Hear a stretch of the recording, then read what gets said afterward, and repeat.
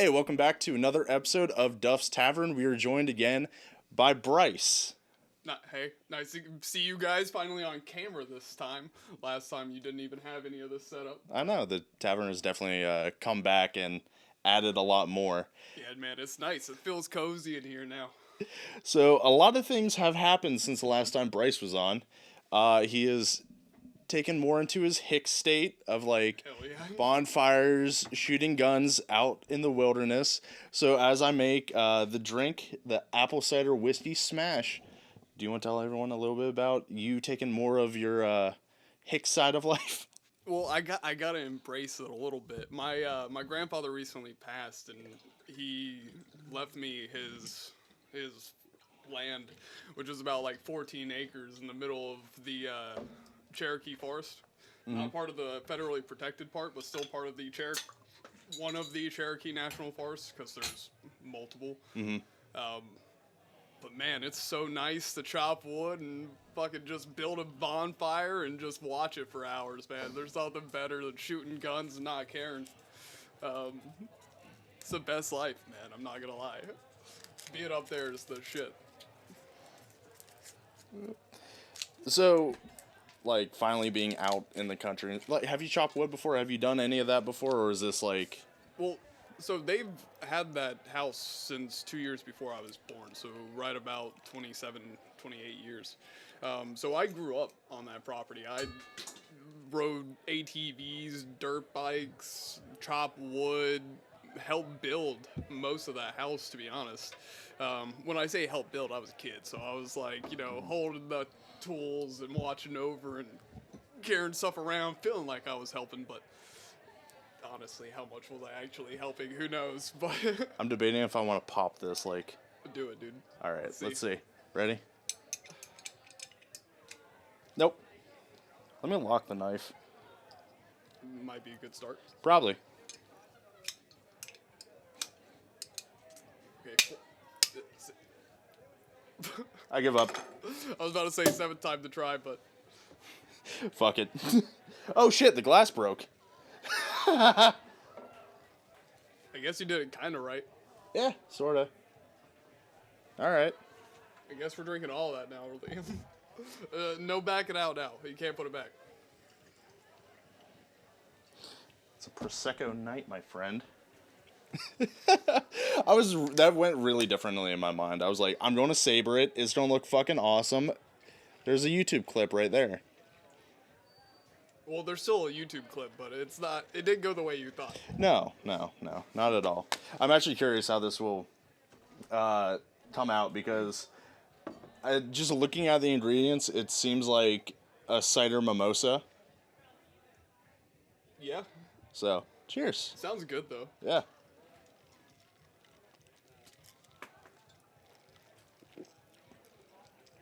It's not too bad. Man, I like it. Yeah. I love the taste of whiskey when in drinks. I feel like whiskey just blends well with so many different things, man. Yeah, it's benchmark. So It's not bad. it's like bourbon, whiskey, and that stuff. So, in getting the property from your grandfather, how much did the IRS fuck you?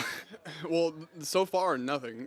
Thankfully, the state of Tennessee does not actually have a inheritance tax. Really? So the only tax I'll be having to pay is through whatever the federal government asks for when I file my taxes sometime next year. Yeah. So I don't know until that time comes.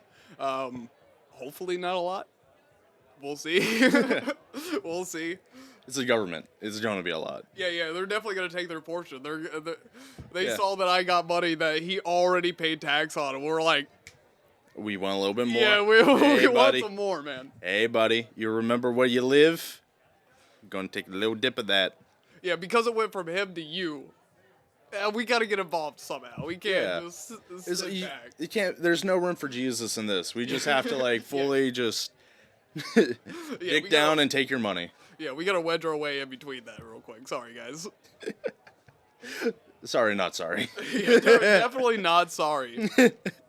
It's just like they'll just kiss you on the forehead after just viciously fucking you in the ass. Yeah, and I'm also kind of worried because, it's a good thing and a bad thing at the same time, because I kind of want to keep the property. Yeah. But the the area for a long time, there was like nobody there. Tellico Plains, the town that it's in, only has a population in 2023. It was last counted at 773 people. That's it. Jesus. And it's a wide open area where people spread out through the mountains, so nobody's really even close either. There's not a stoplight in the town. It's like 27 miles away from the house is the nearest stoplight. Yeah. So it's like out there. It's in the middle of nowhere. And somehow all of the surrounding property around me is actually going through the roof in price. The property right next to mine actually just sold for $250,000, and it was only 2.5 acres and a small little house. Yeah. I have 14.5 acres and a decent house, and I'm like, I don't know when the feds realize that my property value has gone up, when they tax that, Yeah. if it's gonna tax at the property value now, or like when he owned it, and I think like when he bought it. If I'm looking at TikTok financial gurus, because that's my only thing besides that and Caleb Hammer, I think it is capital gains tax, so it's from when your grandfather had the property to when you have the property. So I can be completely wrong. This is not financial advice or anything. I drink for a living, so you shouldn't listen to me to begin with. That's fair. I am not a role model. But yeah, I think that's how the capital gains tax thing works.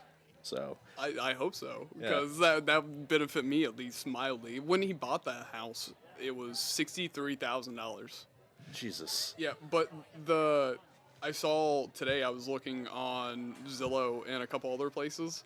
There was a property that was 2 bedrooms, 2 baths on 2.5 acres selling for $400,000 in the same town. And I was like, man, that's nothing compared to how big my property is and the way that the property is set up. It is like completely private. My grandfather over the last 20 years like planted big evergreens around the entire perimeter of the property. So now they're all fully grown and adults, and you can't like there's no way you even driving up the small gravel hill that runs right next to the house, you can't see the house. It's like 35 feet away and you cannot see it. The woods are that thick. So it's, I don't know, whenever you're actually on the property, you can't hear anything, can't hear anybody. You can occasionally, like a plane will fly by, but that's about it. Other than that, it's just birds. That sounds so like dreamlike. Dude, it's so different from here in Charleston, for sure. You can't go anywhere in this entire town that it's quiet. Yeah. Even on the beach, it's not even that quiet. You'll hear like a car passing by or like a beep or a honk or shit like that. But like being out in the woods, it's sort of a little bit mesmerizing. Of like, so of course being in Tennessee, Appalachia region, you know the dangers of nighttime in the forest. Yeah. Dude, we've seen bear just walk through the property before. Just chilling on the porch, just look down at the little like valley in the property and just see a bear, a mama and her 2 cubs like trailing right behind. This was 10, 15 years ago that we saw it, but I was just sitting there like, oh, we'll just sit here quiet. Hopefully they don't notice. Keep on walking by. You should just go on and pet it. Yeah, okay. I'm sure the mom would have been super happy about that one. They're pet shaped. Why are they so friendly looking? You can definitely pet anything. Yeah, it looks like friend. It is friend, right? It is a friend. Mostly with bears. Just have food. They love food. They definitely don't get territorial. Definitely a mother bear with kids. Not territorial at all. They would love you to pet their children. Yep. Yeah, she'd be so happy if I walked right up and just said, hey. Just give them a bear hug. Yeah. Oh, Jesus Christ.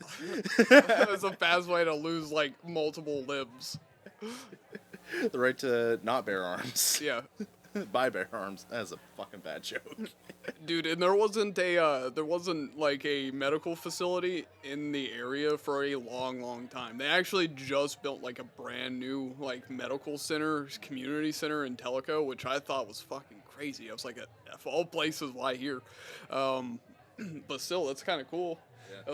At least I don't have to go an hour and a half to the nearest hospital. That's nice. Yeah. So it's at least a plus. The town has like a little bit going for it. There's what's called the Cherahela Skyway. It's a giant skyway that goes across part of the national protected part of the Cherokee National Forest. the house is like right off of it. It's like 10 minutes off. You can take a route off of that road, but that's like a super popular road for like car gurus. When I left last time I was up there, I passed like 40 different Porsches all going up the road. So a bunch of car guys and bikes and stuff like that, they all like get their giant groups together and go across that mountain. Other than that, there's like zero tourism whatsoever. If it wasn't for that road, that town would not exist. And that's the only reason that town exists, is because it's at the end of that road. Yeah. Yeah. 100%, that is it. I don't know, because like a lot of those places are getting more popular because everyone's like leaving cities, leaving those places to go to towns like that, because everyone can get like a work from home job. It's easy to relocate, still make money. I don't know how much the internet problem is like hooking that up there. Thankfully, it's not terrible. They ran power up that road back in 1970. So thankfully there's power up there, but the Wi-Fi kind of sucks, and it has turbo Wi-Fi as what it states on the bill. Turbo. I don't know. That sounds like just a name to make it pricey. Yeah, because it sucks. It is the slowest internet. I can't be on my phone and have something on the TV at the same time. Neither will load. So I have to choose. So it's like scroll through Instagram or watch TV. That's it. You can't choose anything more than that.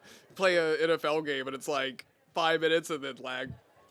5 minutes and then more lag. Do you think Starlink would work up there? I don't know, maybe. Thankfully, the way my grandfather has the house set up, when he bought the cabin, it was like a straight-up log cabin surrounded by nothing but trees. But he cleared out like the main center part, because it's like the way the house sits, it's like on the peak of this small hill or valley, and then there's two valleys that kind of go out underneath, and it sits like right on the top of it. And he cleared out like that whole center path, so you can see. There's decent sky. I wanted to put solar panels on it because then it's fully off-grid, because it has its own well system and it has its own septic tank. So if I can get solar panels on it, then it's fully just on its own. And I'm like, that would be awesome. Oh, yeah. Definitely have an off-grid little hideaway stuff. Yeah. You just don't become a prepper, Bryce. No, dude, I'm not. I don't care. If nukes come, I just want to stand outside and be like, stop. God. I mean... Fair enough. It sounds a lot easier than whatever the fuck would come after this. But no, okay, so everyone finds it crazy when I say, like, if there is an apocalypse, a nuclear apocalypse, zombie, whatever, however apocalypse, I would love to try to survive it. Because I feel like I feel like I can for, like, a zombie apocalypse. I feel like I would get pretty decent. Okay, zombie apocalypse is different. I would try and survive that. But I'm like, nukes, I don't have a fucking shelter. I don't, like, what am I gonna do with radiation poisoning for weeks? That sounds awful. You play Fallout, and then you become a ghoul, and then you yell at the people, call them fucking smooth skins. Yeah. Smooth skin. True. Exactly. I feel like you would survive it. You'd be good as a ghoul.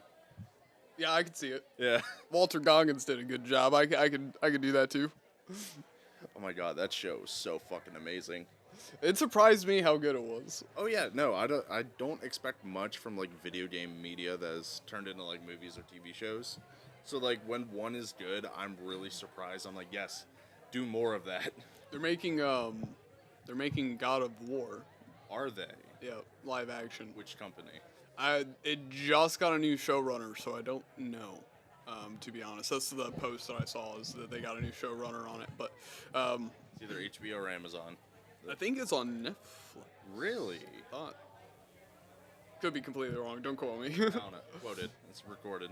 Shit. Yeah, that's wild. Which types of video games would you want to see like an adaptation for? I know that's a hard question. It is a hard question. I don't play a hell of a lot of video games. You know this. I played through all of Red Dead Redemption, and I think that would particularly make a great show, to be honest. But they would have to do it right if they were to do it.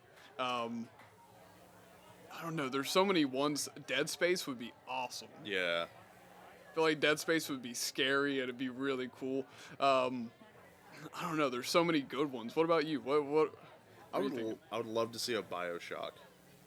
BioShock. That's also a good one too. Yeah, BioShock done correctly would be good. I think Amazon might be able to do it right. That's just my gut feeling with that. I don't really trust Netflix Yeah. that much. I've noticed Amazon doesn't care as much. Amazon's more like, here's some money, have fun, do whatever you want. Yeah. And other companies are kind of pulling back away from that a little bit. And Amazon's like full sending it, just like, here's all the money, have fun. Just like you let artists be artists. Yeah. And that is basically what you get for good product is if you let the artists do what the artists do, and people who generally love the IP will try to make right by it. Yep. That's why A24 is the best production company out there right now. They did a good job for Five Nights at Freddy's. Or was that Blumhouse? That was Blumhouse. Yeah, My that bad. A24. I'm bad with horror movies. Well, they're the ones who did Everything Everywhere All at Once. They just had Love Lies Bleeding that just came out. There's quite a few, man. There's so many, but they're all just fantastic movies. I just feel like they do a good job of giving producers and directors like free right to kind of just have fun and put on an artistic expression of whatever they're doing. I think Dream Scenario with Nick Cage that just came out was an A24 movie, and they're all just super creative, super wild and out there, and just I don't know. To me, they're the best because it's more artistic. There's a lot more like fun in their movies, and I don't know, it shows. Yeah. I mean, you are a big movie guy. You go to the Yep. theater all the time. So, what are your top 5 movies of your whole life? God, dude, that's such a difficult question. I man. know, but it's such a good question. Okay, so one of them would probably have to be The Butterfly Effect with Ashton Kutcher. Absolutely loved that movie. Had a pretty profound effect on my childhood just because I lived through a lot of the same shit his character does. So seeing it and watching it, I don't know, it affected me in a positive way, I would say, just to understand that going back and changing the past doesn't actually affect the future. I don't know if you've seen that movie. I haven't. Okay, it's about the butterfly effect. Ashton Kutcher goes throughout his life, and he realized that he has the power to go back and change moments through like deja vu, and he does, and it like drastically changes the world that he comes back to after every time. And he like tries to go back and fix it because like he realizes that the life he had that he changed was actually the best one. Every time he tries to change something for the better, it fucks his life up way worse. And it's super interesting. It came out in like 2007. I don't know. It's one of my favorite Ashton Kutcher movies. Yeah, I think it's one of his best works, too. Man, it's so difficult. I just watched The Book of Clarence, comedy movie. I can't remember who it was directed by, but it was amazing. I thought it was fantastic. I love that movie. I wouldn't say it falls into the top 5, but that's like the most recent one I watched that I was like, wow, that was surprisingly better than I thought it was going to be. I really liked it. It was like a biblical tale about Clarence, a guy who wanted to be an apostle of Jesus but wasn't, but it's like super funny. He's selling weed. Like it's All right. Yeah, he goes around selling weed, and it's really funny, but it's also amazing. It's like the ending is fantastic. I was not expecting it to be that deep and that profound, and I was like, wow, what a movie. That actually, like, whoa, this sat weird. A lot of comedy movies do have like a theme or like a thing to teach you in the movie, but they sneak it in so well. Yeah. It's like you're laughing. It's like, oh fuck, wait, let me think about that for a second. Well, he gets like crucified next to Jesus, and then there's Benedict Cumberbatch, who's like the depiction of Jesus we see, the white Christian guy. And it's just so funny the way that they go through the movie and showing messiahs having real power, like actual physical power, like Jesus stops stones and shit. It's a fantastic movie. It actually is really good. I was really shocked at how much I liked it. Man, you're say top 5, and my brain's just like fried now. You should just talk about movies you like at this point. The last one I saw in theaters was the Deadpool movie. I want to go see Sinister 3 because I've heard like some people cannot sit through it at all. That's awesome. I like the first two. Sinister 1 is awesome. I think I saw Sinister 1 at Shuggies. So, because they were playing it on the TV, I'm like, wait, I've seen memes of that guy before. Ethan Hawke is a great actor. Yeah. Yeah, I really like Sinister 1. It actually was really spooky. I didn't expect the turns and twists. I don't do well with scary movies. When I say that, I mean, like, I don't get scared at all. Yeah. So I can just sit there and I'm just like, doo-doo-doo. So unless the plot is, like, interesting and it can keep me engaged that way, I just get so bored with scary movies. Especially ones that rely so much on jump scares. I'm like, this sucks. Just sitting there, not bored, not scared, not interested. Just like, this movie sucks. Yeah, I don't know how Adam just sits and watches horror movies back to back to back. Like, they're good. Some of them are really good. Yeah, I'm not disagreeing. Like, I have a hard time watching movies by myself. Like, if I have someone to like watch a movie with, I'll sit down and watch it. But I get too antsy where I'm like, I'm watching a movie, then get distracted. It's like, okay, I got to do something, and the movie's halfway done. I have no clue what's going on. That's exactly why I like the movie theater so much, and why I go alone so often. Because, like, I don't know, I get antsy watching movies too, but I love them so much. Mm-hmm. So the movie theater gives me an environment that I really can't do anything else other than sit there and watch it, which I like. It definitely helps me out at least a little bit. Yeah. Everything Everywhere All at Once is probably my favorite movie of all time still. It came out in like 2021. I've heard it be released. I can't picture it in my head what it is. I've heard the name so many times. It's it's hard to explain.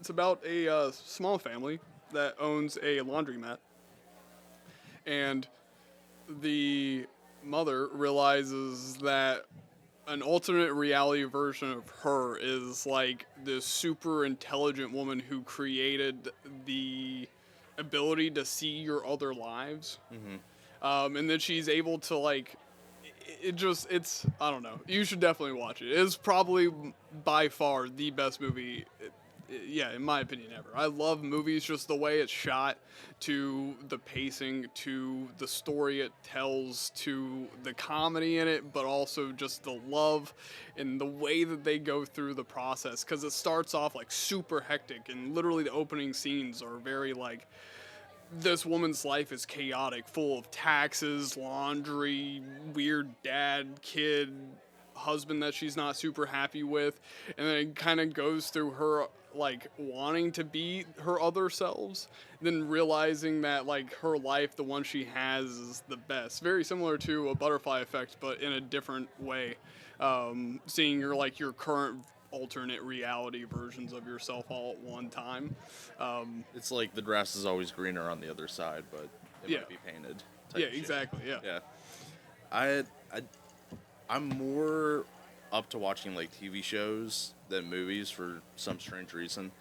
And anime, like I started watching Don to Don so far. So fucking good. It's so funny. It's a like sort of supernatural type anime where first episode, the guy believes in UFOs, the girl believes in ghosts. Neither of them believe in the other thing. So the girl tells the guy to go explore this tunnel that's supposed to be haunted. He tells her to go to this abandoned building where there's been ghost sightings. She gets abducted. He gets cursed. And then it's only like 3 episodes in. But it's funny and it's good, and the animation is so fucking fun. So fucking awesome. Good. Like, even the animation for One Piece lately has been just fucking on point. Dude, I wish I could get into anime more. I don't really know what it is, but I've always loved the animation. Like, Demon Slayer is beautifully drawn, man. It's so good. I'm like, every time I see any images of it, I'm like, wow, man, those artists are fantastic. It's crazy. I don't know how they do it. Yeah. And then One Piece is getting a remake on Wit, so they're changing up the look for it a little bit. It will still look like One Piece, but also be in like Wit's style.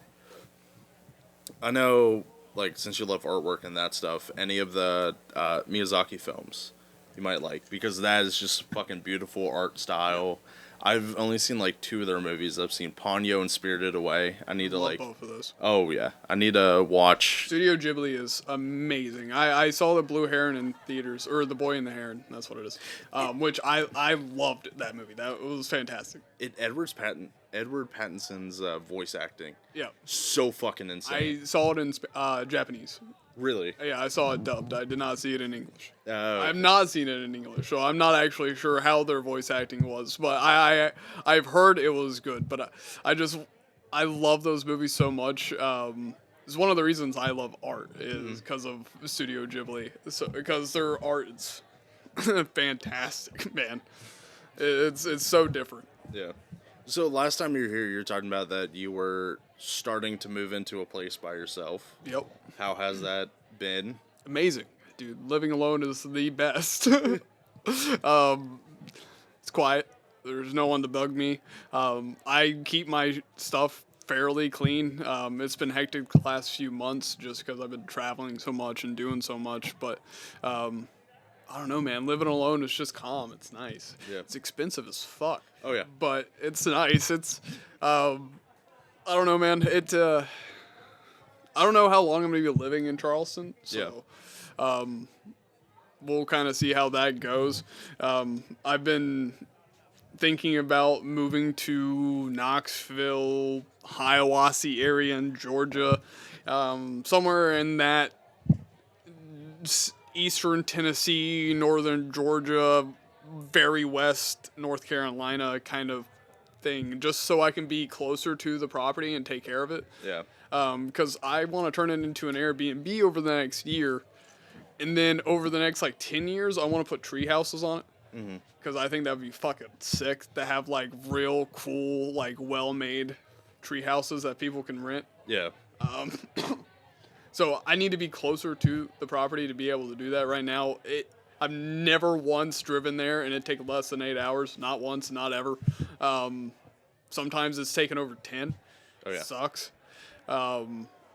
And I just can't keep doing this. I can't take care of that property and be here. It sucks because I love Charleston Muay Thai so much. So that's the one thing that I'm wrestling with the most. I don't want to leave my gym, dude. If I'm going to train and fight out of anywhere, I want it to be Charleston Muay Thai. So I'm like, that sucks, man. It's the worst feeling. How about you just like have a little sub branch of it where you open up your own Muay Thai place up there? You have the acreage for it.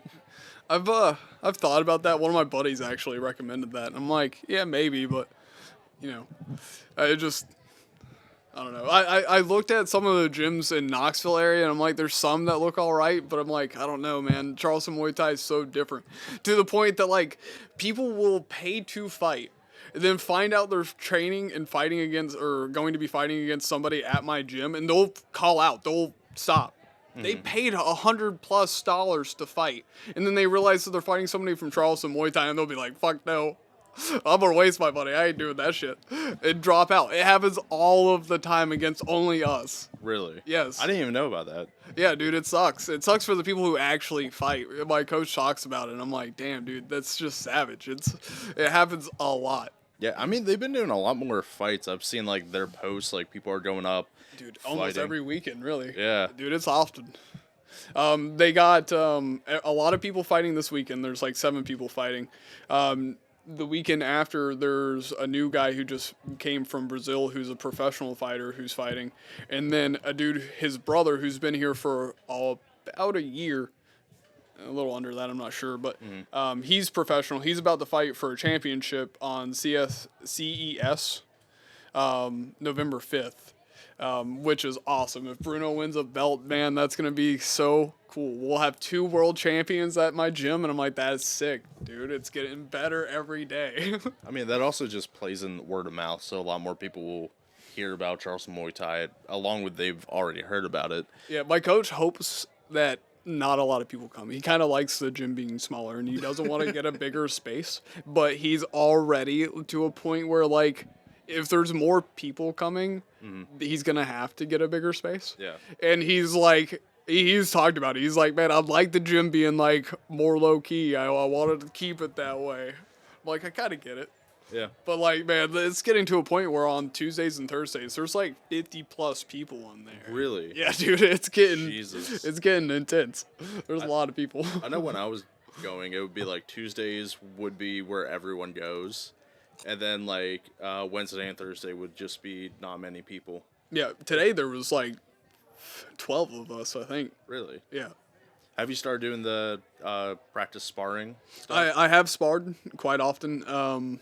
I haven't done any PKBs or point tournaments or actually competed yet, which sucks. I really want to. There's one coming up November 9th that I'm like really, really thinking about doing. But I spar all the time. I like sparring, but I'm definitely not the best. You can, whenever I train against anyone who's been training for like 3-4 years, you can tell the difference. Yeah. Like, it's pretty damn obvious, but, I still I could take a punch pretty damn well. I've gotten clipped in the face a few times, and I have surprised myself with how well I've just kind of like kept fighting through it and not cared, and, no, it's actually kind of fun. It's fun to get hit in the face a few times. You sort of have a new art profile. Yep. It's barnswallow_designs. Yeah. You have amazing stickers too. I have a lot of those on my Magic the Gathering box. Thank you. I don't know, man. It's just fun. I started teaching myself how to draw like about 1.5 years ago, and I don't know. I just fucking around, just having fun, really. I asked my coach at Charleston Muay Thai if I could do ones for him, and he said yes. And those are so far some of my favorites. I love that octopus I drew. I think it looks awesome. The fact that I drew that is so crazy to me. I didn't trace shit. I literally just straight up drew an octopus off the top of my head and drew its arms and figured out the way it was moving and everything else. And I love it. I think it turned out really cool. Yeah. For the fact that I started teaching myself how to do anything artistic really whatsoever about like 1.5 years ago. It's interesting to see the progression. And same with Muay Thai. When I started, I was trash. I was awful. I could not throw a punch for shit. And now I feel like I'm actually pretty good. Like if I compete in November, I actually think I will win. So, I don't know. It's really fun for me to go through that process of, oh, I'm really shit at this. And then looking back at it like 1.5 years, 2 years later, going, oh, that's weird how easy it is for me now. That's with practice and time for anything. Yeah, I'm sure with you and the podcast and how much you've grown through the process of doing this. Oh yeah, even like my first episodes, if I go back and listen to them, not counting my like solo episodes, because that was just me like getting something out, like seeing what was working. But like my first interview episode with Bailey, if I listen back to it, I'm just like, oh, I really don't know how to like do conversation, how to like engage. It's like I have to, along with the quality, it's gotten so much fucking better because like I don't have those USB mics anymore. It always run through my laptop, and then I'm recording with OBS, and then taking the audio from the black screen, moving it over, editing that. A lot has changed, and my editing style has gotten better, and I'm curious how much more I do with this. Just I'm more curious the type of guests I'll get on here, because I want to also get high profile people, but at the same time, but also have like random people come in, because I want to set it up where like, if it gets popular, I won't just have celebrity. I'll have like random Joe off the street that has a cool fucking story come in and talk to that. Just anyone has a story. Come into a bar, bullshit, have fun, have a drink, do whatever. That's a good premise, especially the idea of like random people who've never like been on a podcast before, and just somebody you just met on the street that had a cool connection with, and you're like, hey, come on my podcast later and just have a long conversation with them. That's a cool idea in my opinion. I like that. Yeah, it's interesting, and I've said multiple times, like the original premise was was to like get stories from my family that would die when they die. So like have recordings of like the old like Duffy and the old Duffy stories of like Fish Camp of like growing up in Wheeling, and then it's evolved to like just get stories for anybody. That's cool. Oh yeah. I just want to preserve. I love history. I want to preserve history and coming from like the mouth of the people who said it instead of I heard he said that. I'm going to say that he said that. It's like nope, straight from the mouth, straight from the source. There you go. Man, podcast is a great way to capture that and to present it. What was it I saw recently? Philip DeFranco. I don't know if you know. Yeah, I watch his news stories a lot, and he was talking the other day about how YouTubers and podcasters and all of this stuff is becoming like so known as an actual career now. For years, people were like, "Oh, get a real job," and it's like, man, this is a fucking real job. You know how much time and energy and effort I put into doing this? What are you talking about? This is much a real. 1 second. Much a real job as anything else. Buy Liam's merch. Duff's Tavern. You can't buy my merch yet because I'm a piece of shit. But hey, eventually. If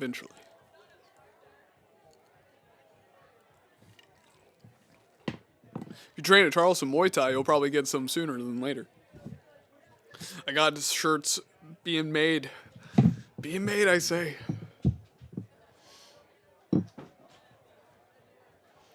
You're welcome, by the way. Huh? Nothing. You'll see it later. Oh God. I'm scared. You shouldn't be. I actually helped you out a little bit. Yeah, glass shattered back there, so I just like roped off the dog, so I don't want to deal with like glass in one of their paws. That would not be fun at all. Yeah, no, that sounds bad. What were we saying? Podcasting that and that stuff.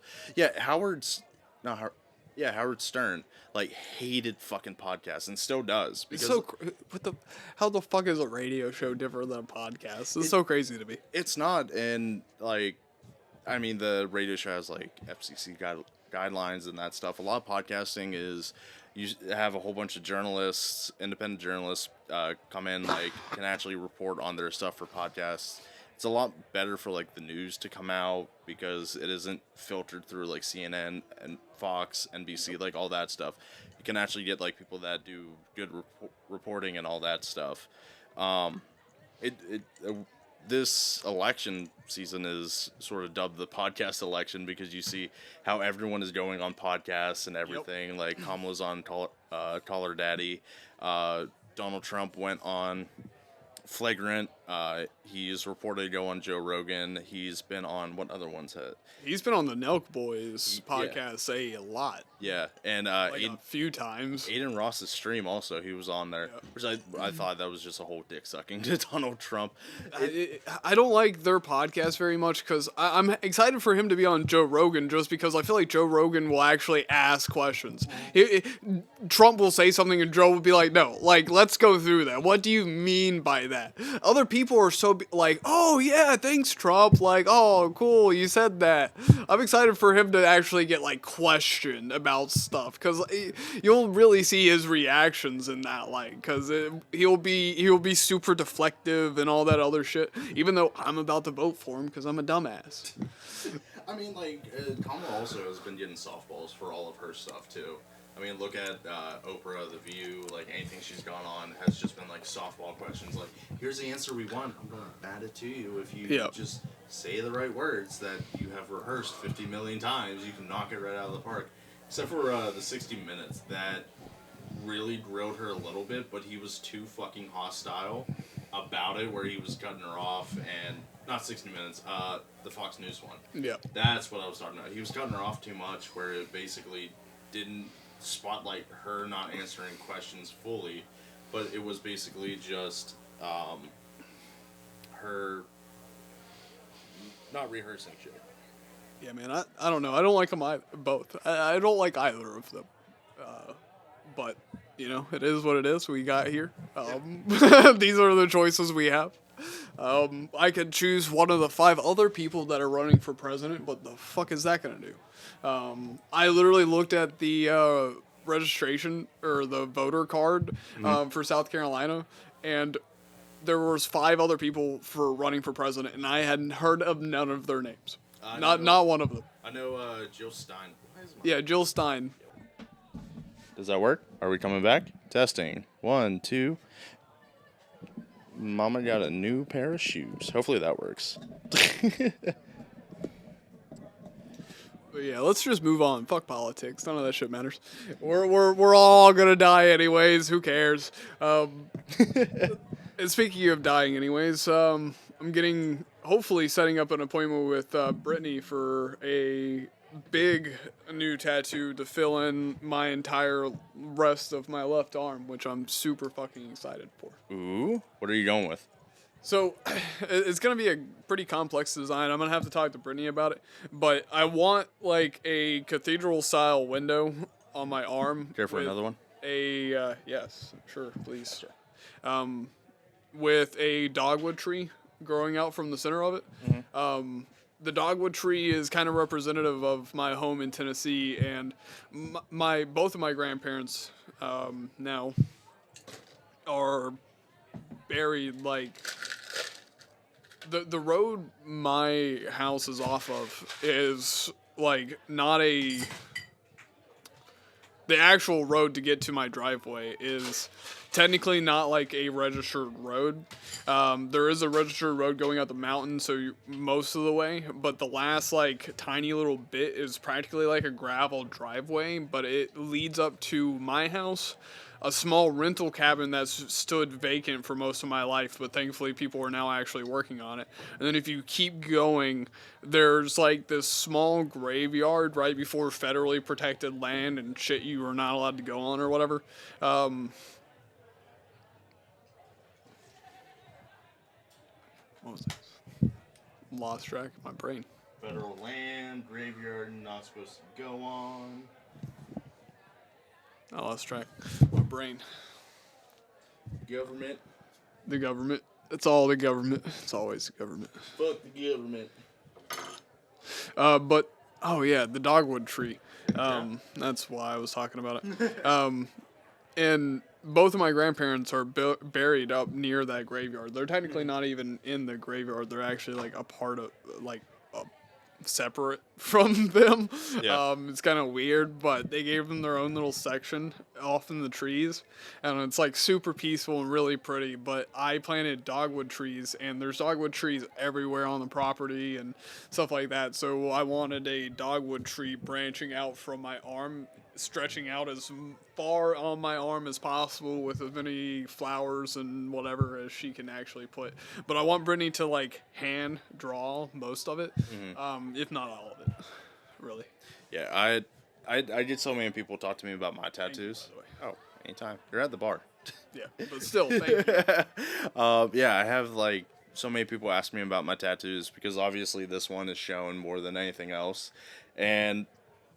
everyone at least knows the symbol. Yeah, from Assassin's Creed. Yeah. Yep. And then I tell her about the piece I have there. Then sometimes I bring up my short depending on the situation because it'd be weird in public to just pull up your short. Yep.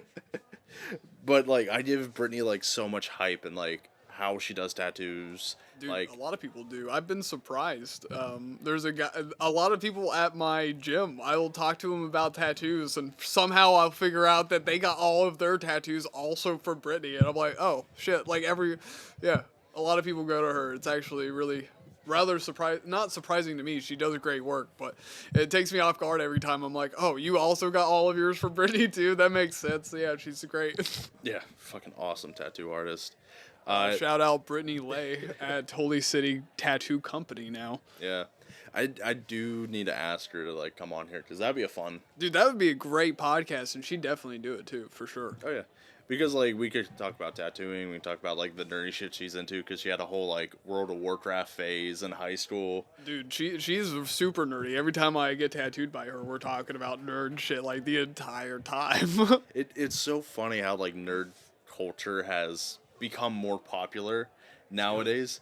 I love it because, like, I will just mention, like, oh yeah, I play, like, D&D or I watch anime. They're like, oh, I do that too, and, like, instantly sparks a conversation where like back in high school time. Like, Yeah. it was the people who watched anime you knew who they were. Yeah, that's true. They were the people with like the tails and that one guy who dressed up as Luffy every special occasion at high school. Yep. Which, like, fair enough. If you want to cosplay, it's fun. It's all for fun. But in high school, like, people would make fun of it. Yeah. But My school, like, disallowed kids to wear tails. Yeah, you're no longer allowed to. But there was this one girl who, like, was super obnoxious about it, so I kind of get it. If she wasn't so obnoxious about it, I really don't think they would have done anything about it. But she would, like, throw her tail at people and shit. Like, toss her butt and, like, whip people with it. It was weird as fuck. I don't know. I kind of get it. it's fine to have a tail and have cat ears, but you draw the line at the litter box. Yeah. Nice. No, there was an actual thing for, like, a furry convention where they're requesting litter boxes in the rooms. Like, dead ass. Man. Okay. Bryce needed a drink after that one. Man, it just reminded me that this one time I was out in Columbia with Seth, and one of his friends, Jalen, it was his birthday, and Jalen's gay, so we went to a like gay nightclub, and there was so many guys wearing those like full on like leather dog suits with like laying on all fours. Oh, the pups. Like, with Play. I guess, is that what it's called? Yeah. I just saw so many of those, and I was just, I don't know, man. Like, I try not to judge, but I'm also like, man, it's a little too far, in my opinion. I don't know. It's a little too much for me. I've seen a few of them walking around Park Circle sometimes. I mean, there was General Bow Wow that got pretty popular. He retired from the Navy, and he had like the whole pup play mask in there. Shane Gillis did a whole bit about that. I was looking at the pictures and I was like, Dog General's the scariest soldier I've ever imagined in my dude. Just some freak operating drones that thinks he's a fucking dog. Just you know how fucking scary that guy is. True. Shane Gillis is the best. I went to go see him down in Georgia. You're lucky. Dude, it was so fucking worth it. Yeah, I'm sure. Shane Gillis is awesome. That Tom Segura, Tom's coming in town. yeah, comedy festival that I went to was Bert Kreischer, thank you. Was really funny. Yeah. It was really good. I was like super drunk by the end of it. I can't remember a lot of that. I mean, if you're not drunk at Bert's show, you're not doing it right. Yeah, I was about to say it's Bert. He's drunker than everybody there, man. He's the machine. But Dave Chappelle's coming back in town. That's awesome. Tom Segura's coming back in town. Like, they're coming in recently. That's sick. Um, I don't have money for tickets to those. Yeah. But, well, I do, but it's just... It's not ticket money where you can use it. You have to be responsible with it. Yeah, well, it's just like $300 for one ticket. I'm like... Nah. Yeah. Nah. Like, I'm okay. Then Wits End is having a lot of amateur people come in. Definitely, like, check their prices. See if there's a Saturday show you'd want to go to if you're in town or not. I don't know. Sure. I don't know how often you're heading up to Tennessee. It seems like you're up for 2 weeks, back for 1 week. Yeah, it's, I don't know. For the next little while, I'll definitely be here. Just because I want to keep training. Yeah. I really want to take Muay Thai seriously, so I'm like... Yeah. Really trying to stay in town more because of my grandfather's health and everything with him passing and going through the process of going through the will, I've not been training much, and it sucked.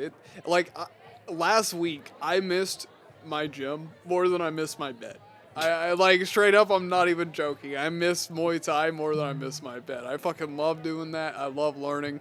It's a wonderful process. It sucks so much, but man, it's fantastic. I mean, if you find something you like, fuck it.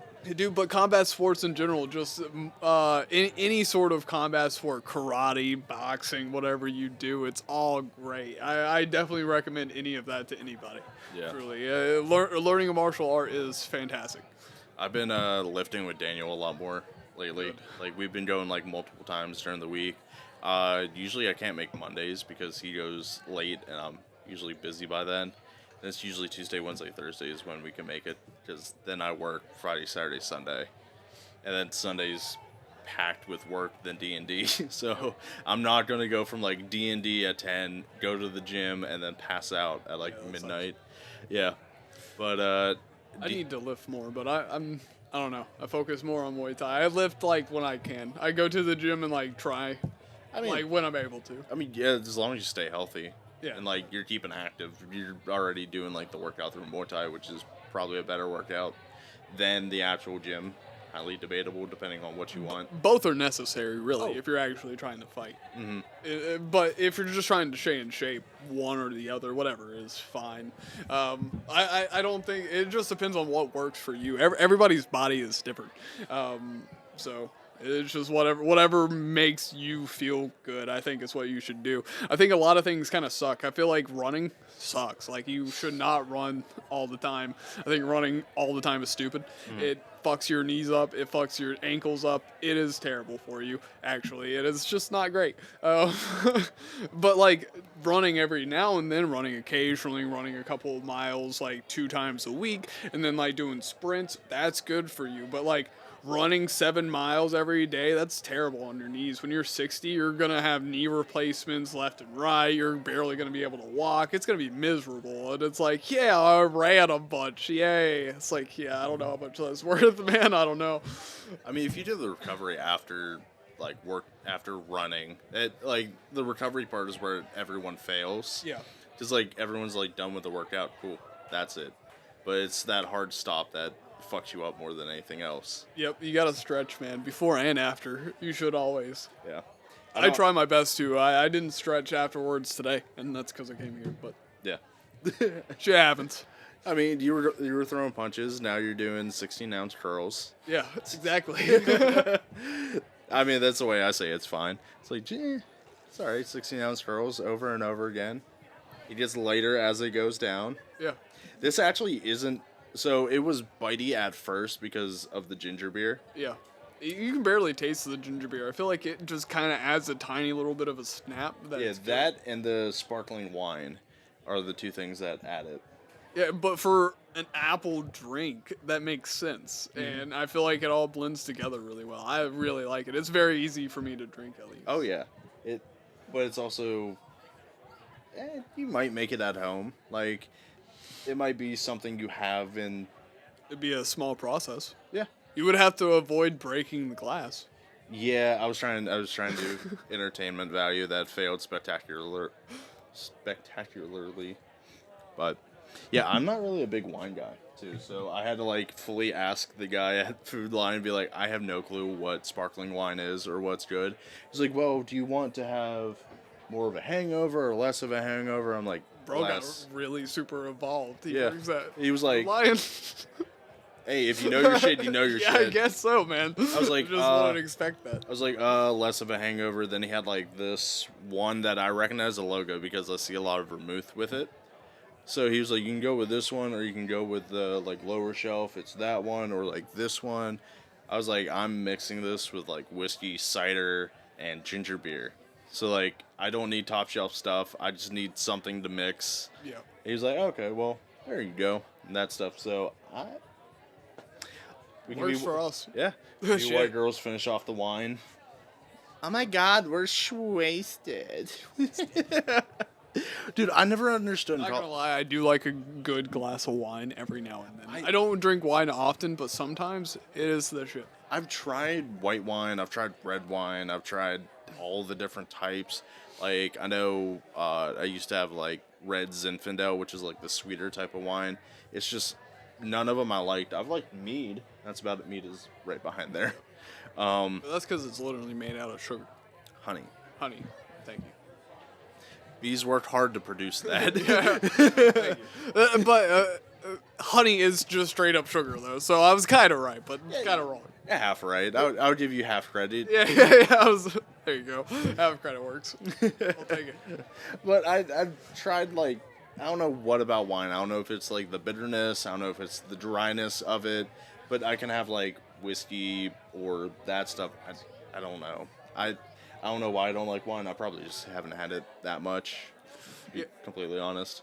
I don't know. There's some wines I'm not a huge fan of, and it definitely, like, to me, wine is like a time and a place. There's like a time and a place where I like a glass of wine, but other than that, You have to do some foreplay to give yourself some wine. yeah, really. But whiskey, man, anytime, any day. I love whiskey neat. I will, like, on that bonfire I lit that you saw, first off, did not expect it to get that big. It got up to like 15, 20-foot flames at one point. I was like, fuck, dude. I was like, I really hope I don't catch some forest on fire. I tried not to, and I didn't, thank God. But man, I was like, wow, that lit up fast. That was surprising to me. But I sat there with a joint and a glass of whiskey, and it was fantastic, man. Just sitting there watching fire for 2 hours. It was just the best. Just heaven. Dude, I was in bliss, dude. That's my favorite place. That is literally my happy place to a T for sure. I don't think I could find a happier place than just sitting, listening to fire crackle while birds are talking, and just nothing to do at all in the entire world other than just sit there with a glass of whiskey, dude. It's the shit.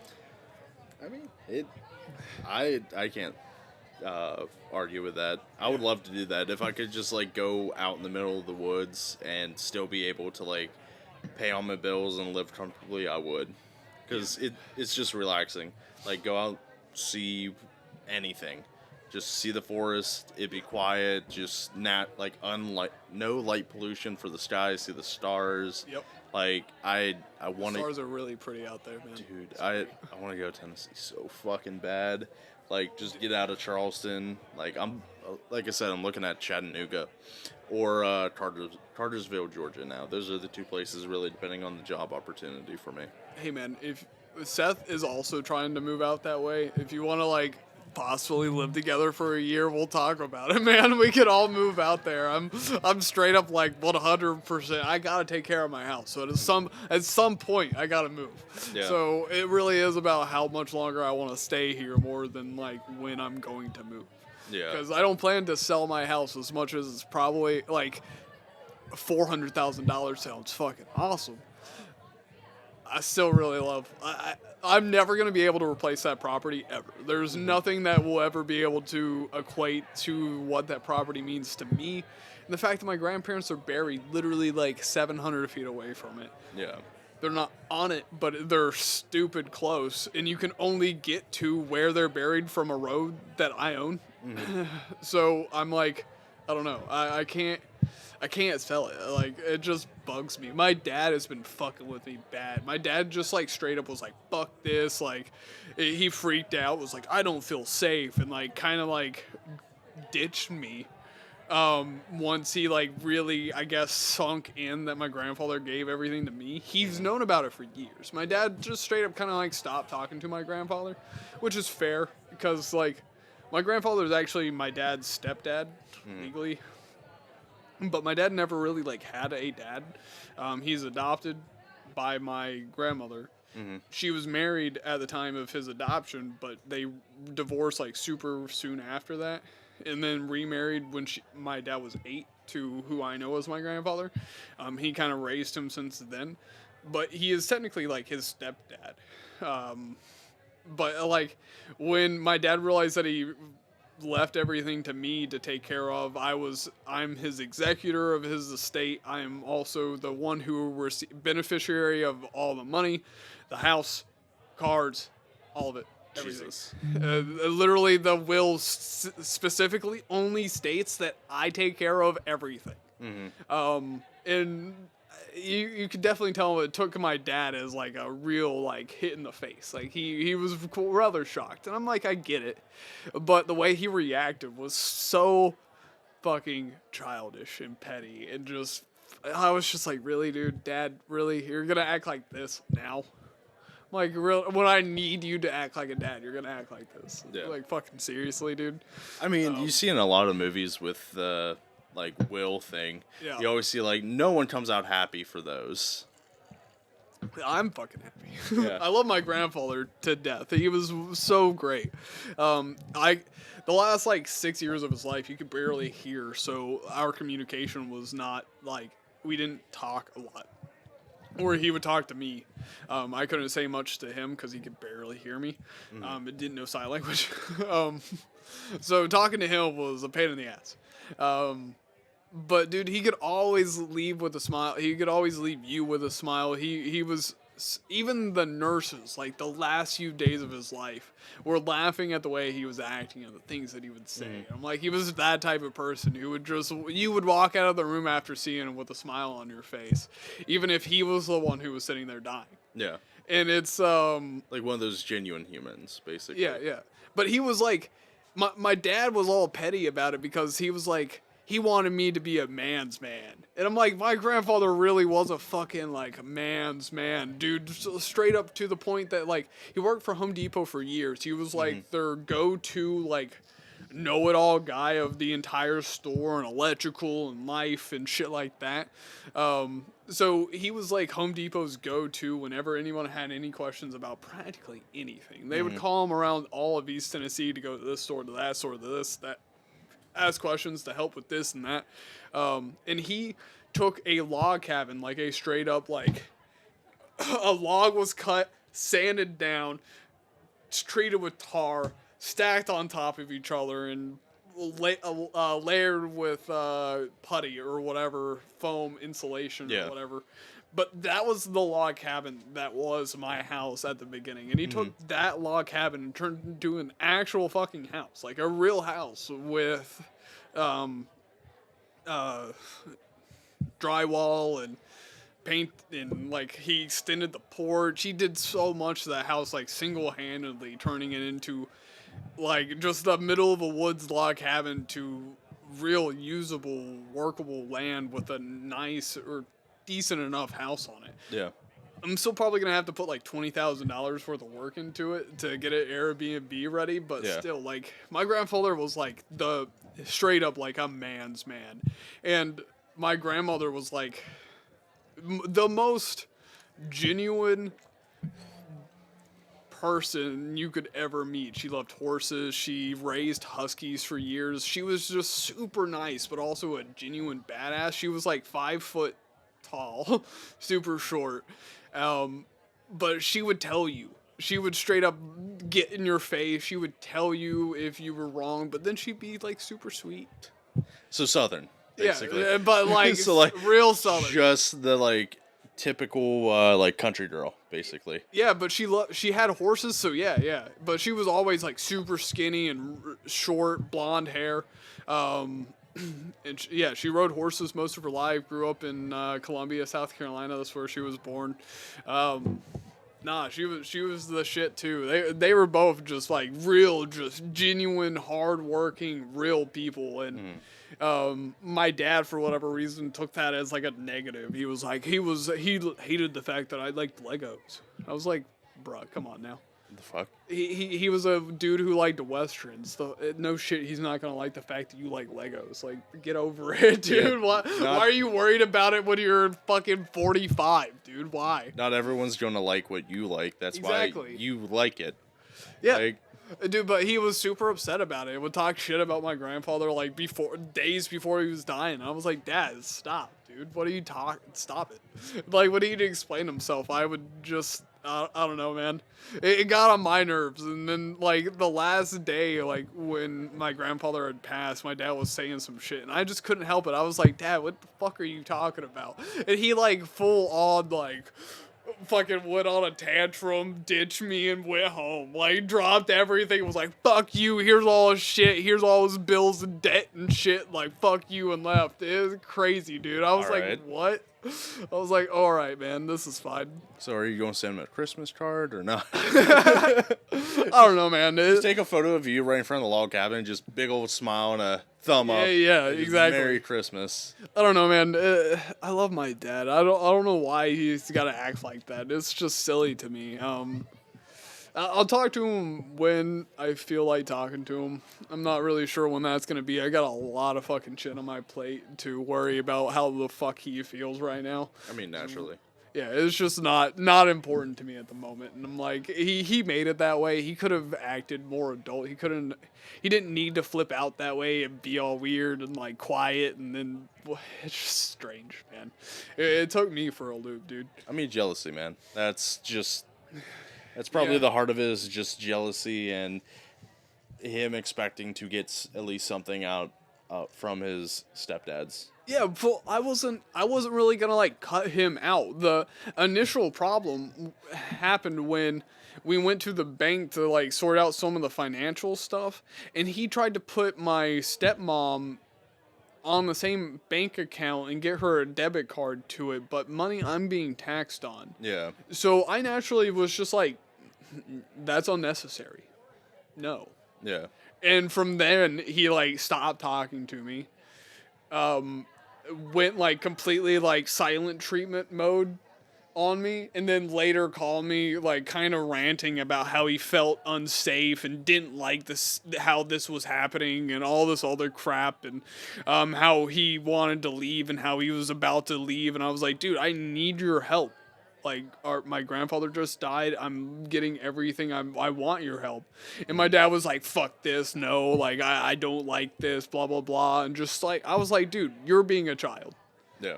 Straight up. And he like, literally haven't talked to him since. Just hit your dad with a grow up. Yeah, I did, dude. I was like, you need to grow up, dude. I was like, what are you doing? It's fucking Uno reversed your dad. Yeah. Just like, bah. Dude, I couldn't help it. I was like, well, you're acting like a child. Out of everything you've said to me and done, you're worried about him disliking the fact that you liked Legos growing up and called you fat. He called me fat. He was just that type of... I was fat. Exactly. I'm like, my dad is fat, so it makes sense. It's like he's not being an asshole. He was honestly being nice, dude. That ain't bullying. That's an astute observation. Dude, he was like, you've gained a lot of weight. You're getting fat. You need to exercise. And I'm like, I didn't take that as an insult. I was like, he loves me. He cares about me. And he's being fucking honest. Yeah.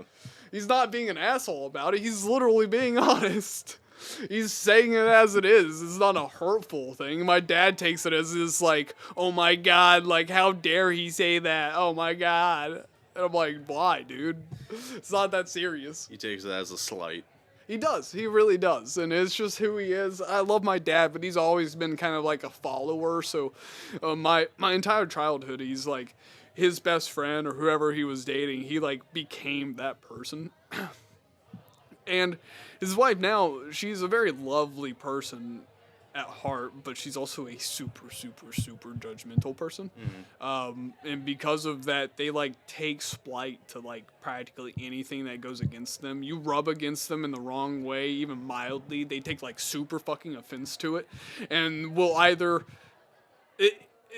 they'll tell you about it, and then if they feel like they slighted you, even tiniest bit, they'll fucking apologize about it for hours and make you feel awkward about it. You're sitting there like, guys, it's okay. It's like, it wasn't a big deal in the first place. Talking about it 2 hours later, it's stop. It's like, I've already moved on. I'm good. Yeah, it's like, I've been moved on. It's okay. Do you think people are more sensitive nowadays? Like, it seems like a lot of people get hurt and stay hurt a lot more. Yeah.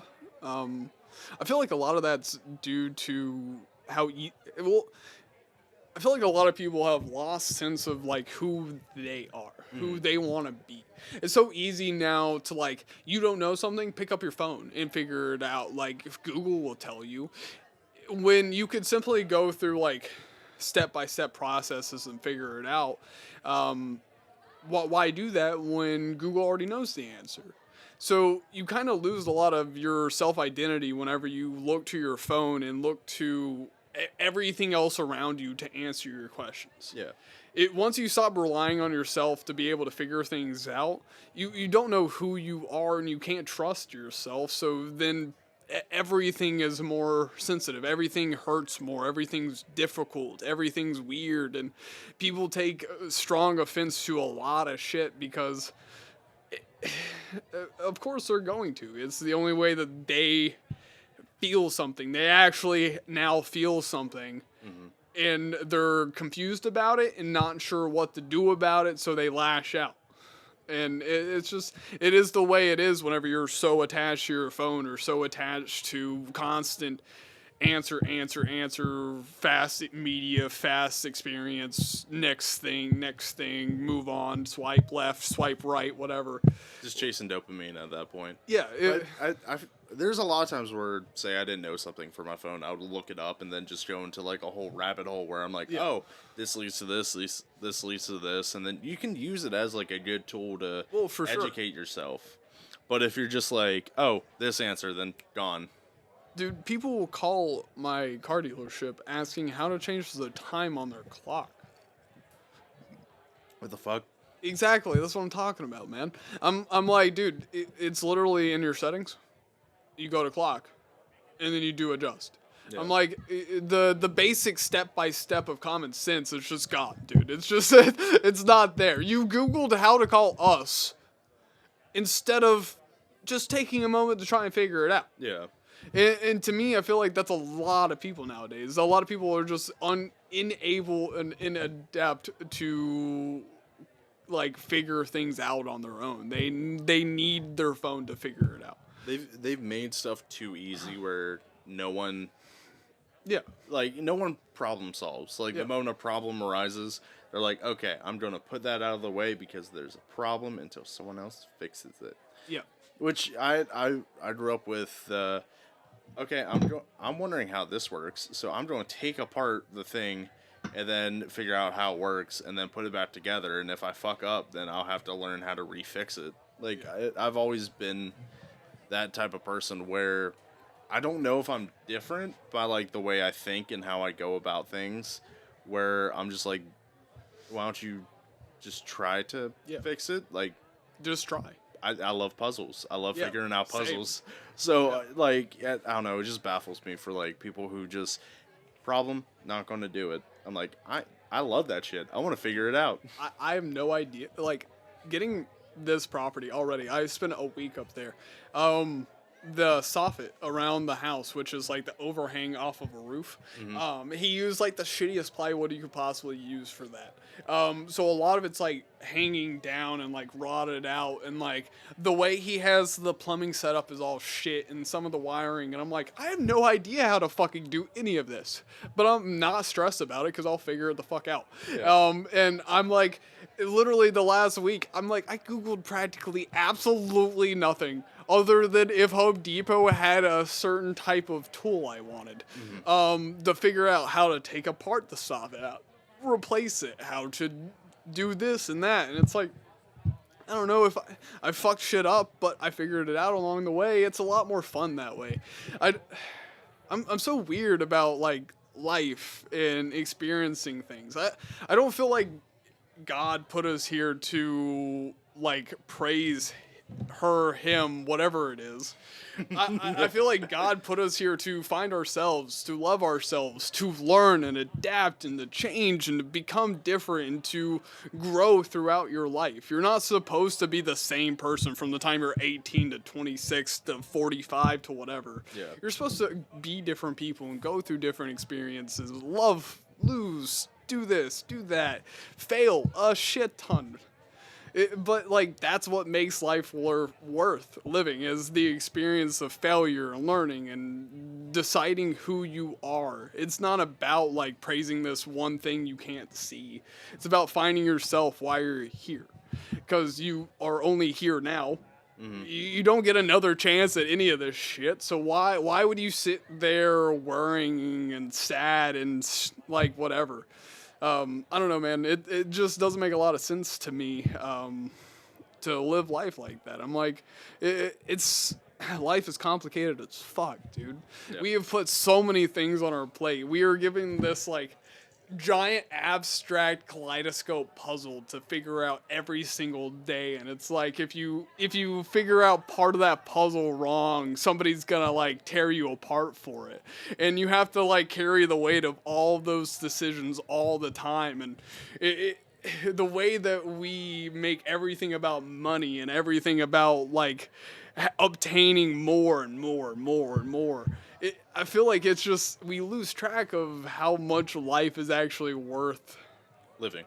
Yeah, and just worth in general. Just, it's so much fun to not know things, to suck at things. I'm like, I was terrible at so many things for so long, and I'm like, I felt like for the majority of my life, I had no talent. I was completely worthless. Nothing I did mattered. Who I was didn't matter. My life didn't matter. I tried to kill myself numerous times. I'm only here simply because of my sheer willpower to want to be a better version of myself. I'm like, and it's just crazy to me to see these people who are 50, 60 years old who just still don't know who they are. Yeah. I'm like, how do you live 50, 60 years and have no clue who you are? It makes no sense to me. I feel bad for him. I pity him. But I'm also like, you did it to yourself. I have nothing. I can't change you. I can't fix it. Yeah. The moment you close your mind, that's the end of life. Yeah. Like, I've always went with the thought of, like, I'm usually wrong. I can be wrong. Let me learn as much shit as I possibly can. And even in that, like, some scenarios where I might know something, I play dumb. Like, tell me something. I might not know from your perspective or anything. Just explain it to me, so if anything, I can be like, oh, I got a new perspective, or that I never thought about it that way. Let me do it that way. Like, dude, even if I know something, I'm just like, no, I have no experience. Tell me, please, just show me how to do it. Dude, every single IQ test I've ever taken has put me over 120. Every single one I've ever taken. I've never taken an IQ test. One put me over 130, and I was like, I'm not a fucking genius. What the fuck is this talking about? But I've never taken one where it put me under 120, and I've never once felt like a genius. I'm dumber than shit. There's so much stuff I don't know. Mm-hmm. You could ask me so many billions of questions, and I'll look at you like, what the fuck did you just ask me? But doesn't like, I love learning. I love the process of developing your understanding of life and the world that we're in. It will never stop. I hope the day I die, I learn new shit. Yeah. And I don't know. I think it'll be a lot more fun that way. I think God will reward me. I feel like the world will reward me in that process, and yeah, we'll see what happens. But I don't know, man. I think life's too much fun to just sit back and be like, oh, I'm just gonna waste it. And it's like, I'm a piece of shit. Like, my art account has like 30 followers on it. I'm nobody. I'm not. Also just started it like a month ago. I know, but I'm like, I'm not popular. I don't have a lot of friends. I don't like talk to a shit ton of people. I don't even really date. I haven't dated pretty much at all this entire year. It's like, I'm nobody. I'm not anybody to follow or listen to. I'm just some dude who lives in Charleston. It's like, I'm just some guy. But I always seem like the people who want to be leaders or want to be followed are the people you shouldn't follow. Typically, yeah. Yeah, it's always the people that, like, I don't want to lead. I don't want to do that or have that responsibility, or the people that it's like, yeah, go do it. Well, it's just some certain people are like ego driven. Well, it's difficult for me because I don't believe like the 7 deadly sins to be necessarily sins. I believe the only reason the human race exists is because of all of those. We would not exist at all as a culture, or like Homo sapiens. The only reason Homo sapiens won out of all the other sapiens is because of those exact things. Yeah. So to say that they're sins is to pretty much deny yourself the human and the humanity inside yourself. So I'm like, a lot of people are greedy. A lot of people are shady and lustful and blah blah blah. I think envious, sloth, pride, gluttony. Everything has its role in life, and I think everything has its mediation, or like everything comes in moderation. Fuck, I forgot the 7 deadly sins. So, but there's a lot of politicians that are super fucking like greedful and want power. There's some that are super lustful. It just is the way in which they fall into their roles. There's a lot that are envious. Mm-hmm. It just is the way of life. It just there's not a lot that are like super prideful, but you'll notice like there's Trump, who's like the most prideful of them all, really. And that's probably why he's in the position he's in. But it's I don't know, man.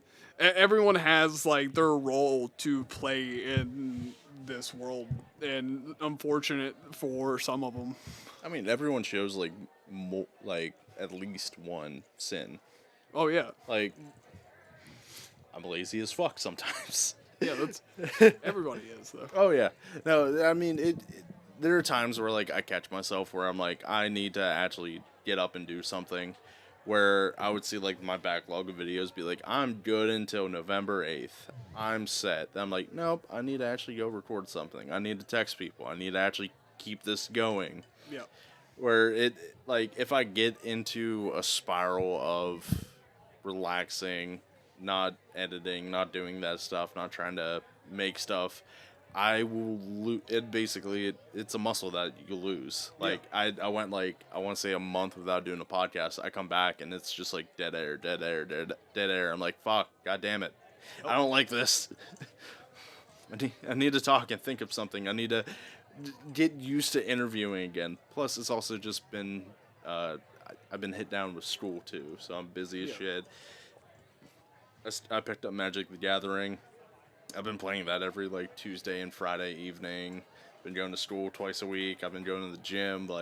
So you should cut yourself at least a little bit of break, cause I can't because the moment I slack, it will fall. I know it will. yeah, but like you even said I was fat. I weighed 240 something pounds. It was like 248 pounds at my heaviest, I think. I weigh 160 now. And have maintained that for a while. And I'm like, the one thing I have definitely noticed the most that has helped is giving myself a break. The last week when I was in Tennessee, I ate a shit ton of sweet tarts. I'm not gonna lie, I love sweet tarts. I ate a fuck ton of them. I thought it was great. I didn't care. It's like sometimes you just have to cut yourself a break to enjoy life in a different way. Sometimes keeping yourself to such a strict like way of thinking is honestly bad for yourself, and I feel like guilt is the one thing that humans have tricked themselves into feeling far too often, and I think that is honestly the worst sin of them all. Because like you really shouldn't feel that guilty for things. Like you shouldn't feel guilty for like missing a day at the gym or from eating bad one day on your diet. It's like it's fucking life, dude. It's okay. And I think giving yourself that break and not feeling that guilt is what keeps you continuing. I feel like people feel so guilty about that one day that they miss that they're like, oh, it doesn't really matter if I miss another, and then they stumble into that role where it just doesn't pick back up. I've found myself in that situation numerous times, and I'm like, nah, you gotta cut yourself a little bit more slack whenever you're doing things. It's okay to have a bad day, dude. Sometimes days suck. Yeah.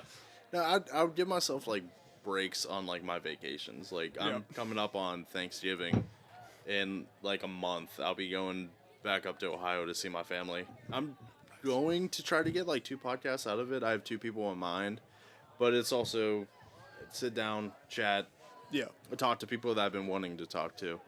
I need to text them to see if they'd be down for the podcast, because I got a whole like road trip one too, where I got like 2 off-brand like GoPros that I can set up, and like I did it with Campbell's episode, and it worked good, except I need them charged the whole time because it like cut off halfway through. Oof. So I just need to like have it connected, have it charged. I have the setup. I got a little rail that goes on the tripod, and it comes out to 2 rails. Nice. So I got it set up where I'm good.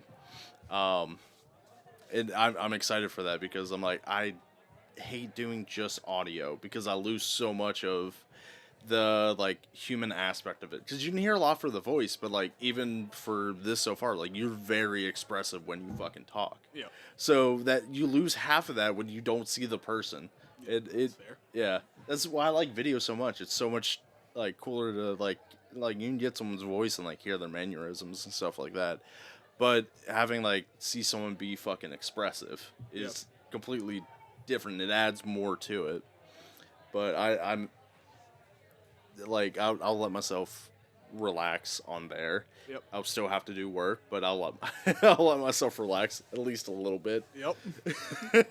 You always should. You should always find those days to just cut yourself a break, and you shouldn't feel bad about it.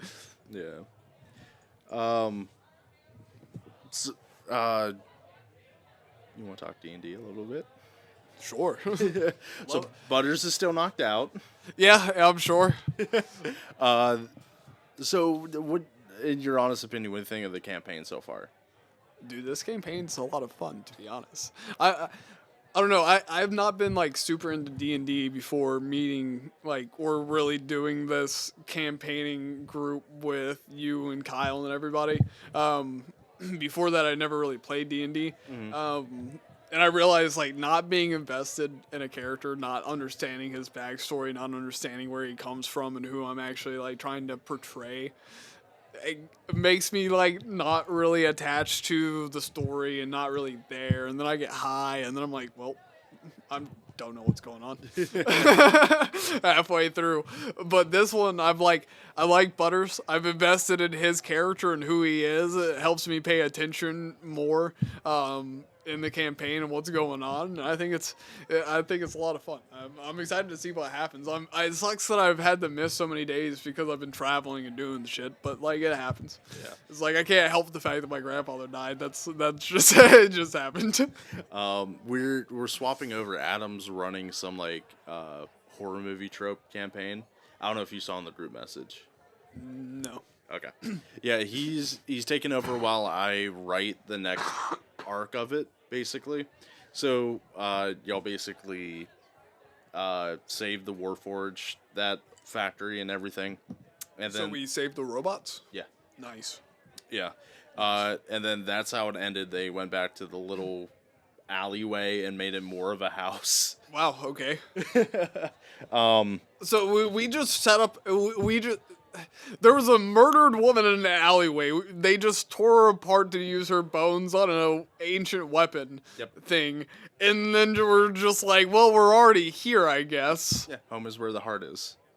Or the heartless is. I guess. That woman's bones in the basement just sitting there now. Poor woman. Yeah.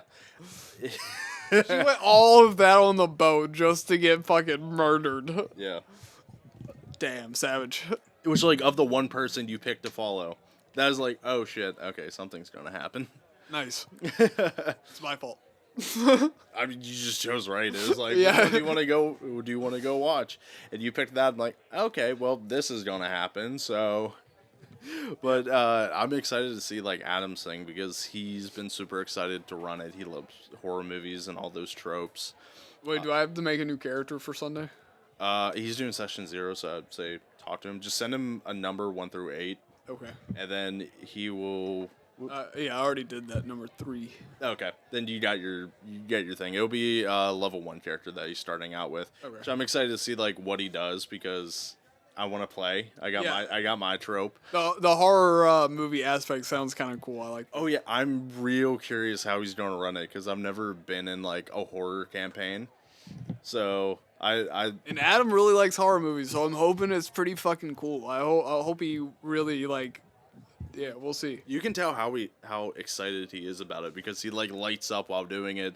Because he was talking about it, he like, I have all these maps drawn out. I'm like, I have an Incarnate account. Like, you can borrow it to make maps. He's like, can I? Then like took Kyle's computer and like started making maps and all that stuff with it. So he is fucking stoked for this, and I'm excited to like have him play. Because I added there's now Wi-Fi in the garage. I added a wireless pod, so the Nice, Wi-Fi, thank you. Yeah, the Hell Wi-Fi. yeah, from the house that's is, the best. I was like, we need this. I put it in. I set it up, and there's just Wi-Fi in the house in the garage now. So fucking stellar. We got the TV hooked up, so the computer can hook up to the TV. So if you want to put anything there, like it is starting to.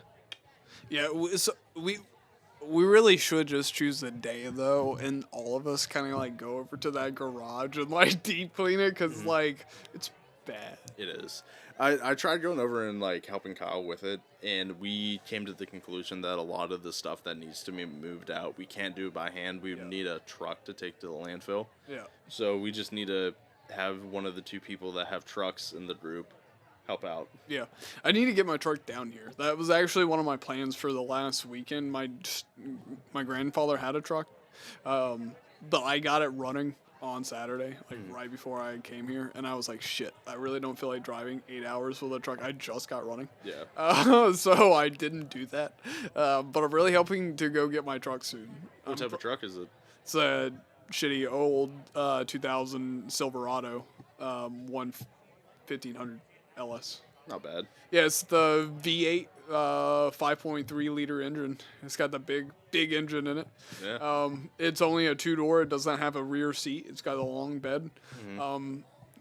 It's actually pretty nice. I gotta clean out the interior because my grandfather just kind of like didn't care about his stuff the last few years of his life. With normal. Yeah, I guess it's hard from my perspective because he kind of gave up and didn't take care of anything, and like he would leave his windows down a lot, and like the inside's all moldy and shit. But yeah, no, I want my truck. You want to be a truck man. Well, it'd just be a lot more helpful. Yeah, I mean, being out there, if you have to move anything, a truck's always nice to have. Yeah. Trying to figure it out the last week was a pain in the ass. Are you keeping your car, or are you selling that and getting the truck? I'm keeping my car. Okay. For sure. I didn't know what you were doing with it. Yeah, I love my car. I need to get it like professionally detailed because at this point it's gotten pretty bad. But, fuck it. I mean, you've been traveling in it, so it makes sense. Yeah. But dude, the fucking drives up north, like, from here to my grandparents' place in Ohio was about 10-ish hours. And then with all the traffic going through North Carolina and then Virginia, it ends up being like 11, 12 hours. Like, I had to drive that like over the summer. I was like, fuck. Dude, that's such a long time to drive. The longest time I've ever driven in a car was like 14 hours in one day. And man, dude, that sucks. That's so much time just sitting there doing nothing. It sucks. We usually leave by like 6 a.m. just to get on the road and get there by like 5 p.m.-ish. And it always takes longer. And it's like the worst part of the drive is like the last 30 minutes of it. Because you get like in the mountains of Ohio, and it's my like favorite part, though. I'm not used to driving hills. I grew up like driving flat. It's always been weird, like driving hills, all that stuff. So it's like a whole bunch of bumps and hills. That's how it is getting to my house. I know. Yeah. I'm excited though to move farther north in like 2 years. Yeah. Like, I'm tired of Charleston. This Same. place is not for me anymore. I feel that. Yeah, I feel that. Like, it was good to grow up. If I grew up in Ohio, I feel like I would have gone a different route than I have now. Like, I would have had different interests. I probably would have gone to the mine, not have been me. I probably just would have been every other person from that part of Ohio, which is a small little country town. Yep. I feel that. Yeah. Would I have had, like, successful relationships? Maybe. Maybe more than the ones you've had, but who knows?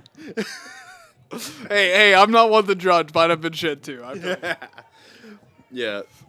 But I turned mine into content. It's fine. That's all it's worth now. I don't just want to make a shirt out of it. Fuck it. Yeah, thanks for the content, girls. Thank you. So, would you, going back to your art thing, like, I know you do stickers or anything, but, like, do you have any plans of, like, how you want to branch out? Yeah. Like, So right now I'm trying to teach myself like better character design, better just trusting in my art. That's one of the reasons I like Post-it notes so much is because it's impossible to kind of like, if I use a pen or any sort of permanent marker, it's very like legit, like it's there. So drawing on Post-it notes, it feels a lot more freeing. It's a lot more loose, and I have it's a lot more open, kind of fluid, just open creativity, wherever it goes, it goes. I don't know what I'm drawing until it's drawn. That's why I'm always like, I don't know what the fuck happened here, but like, here's what I drew. But I always think they look really cool. I really like the skeleton I drew today. I thought he was pretty rad, even though I fucked up the way his hand was looking. But I mean, hands are hard to draw for anyone. yeah, especially skeleton hands. Like, yeah. not the easiest, but no, man, I'm teaching myself slowly as time progresses. We'll see where it goes. I really want to do murals. I really want to start making more stickers. I want to start doing shirts. I just got one of my shirts in that has like one of the images I made for Charleston Muay Thai on it, the Palmetto Tough one. Yeah. I got that on a t-shirt. It looks cool.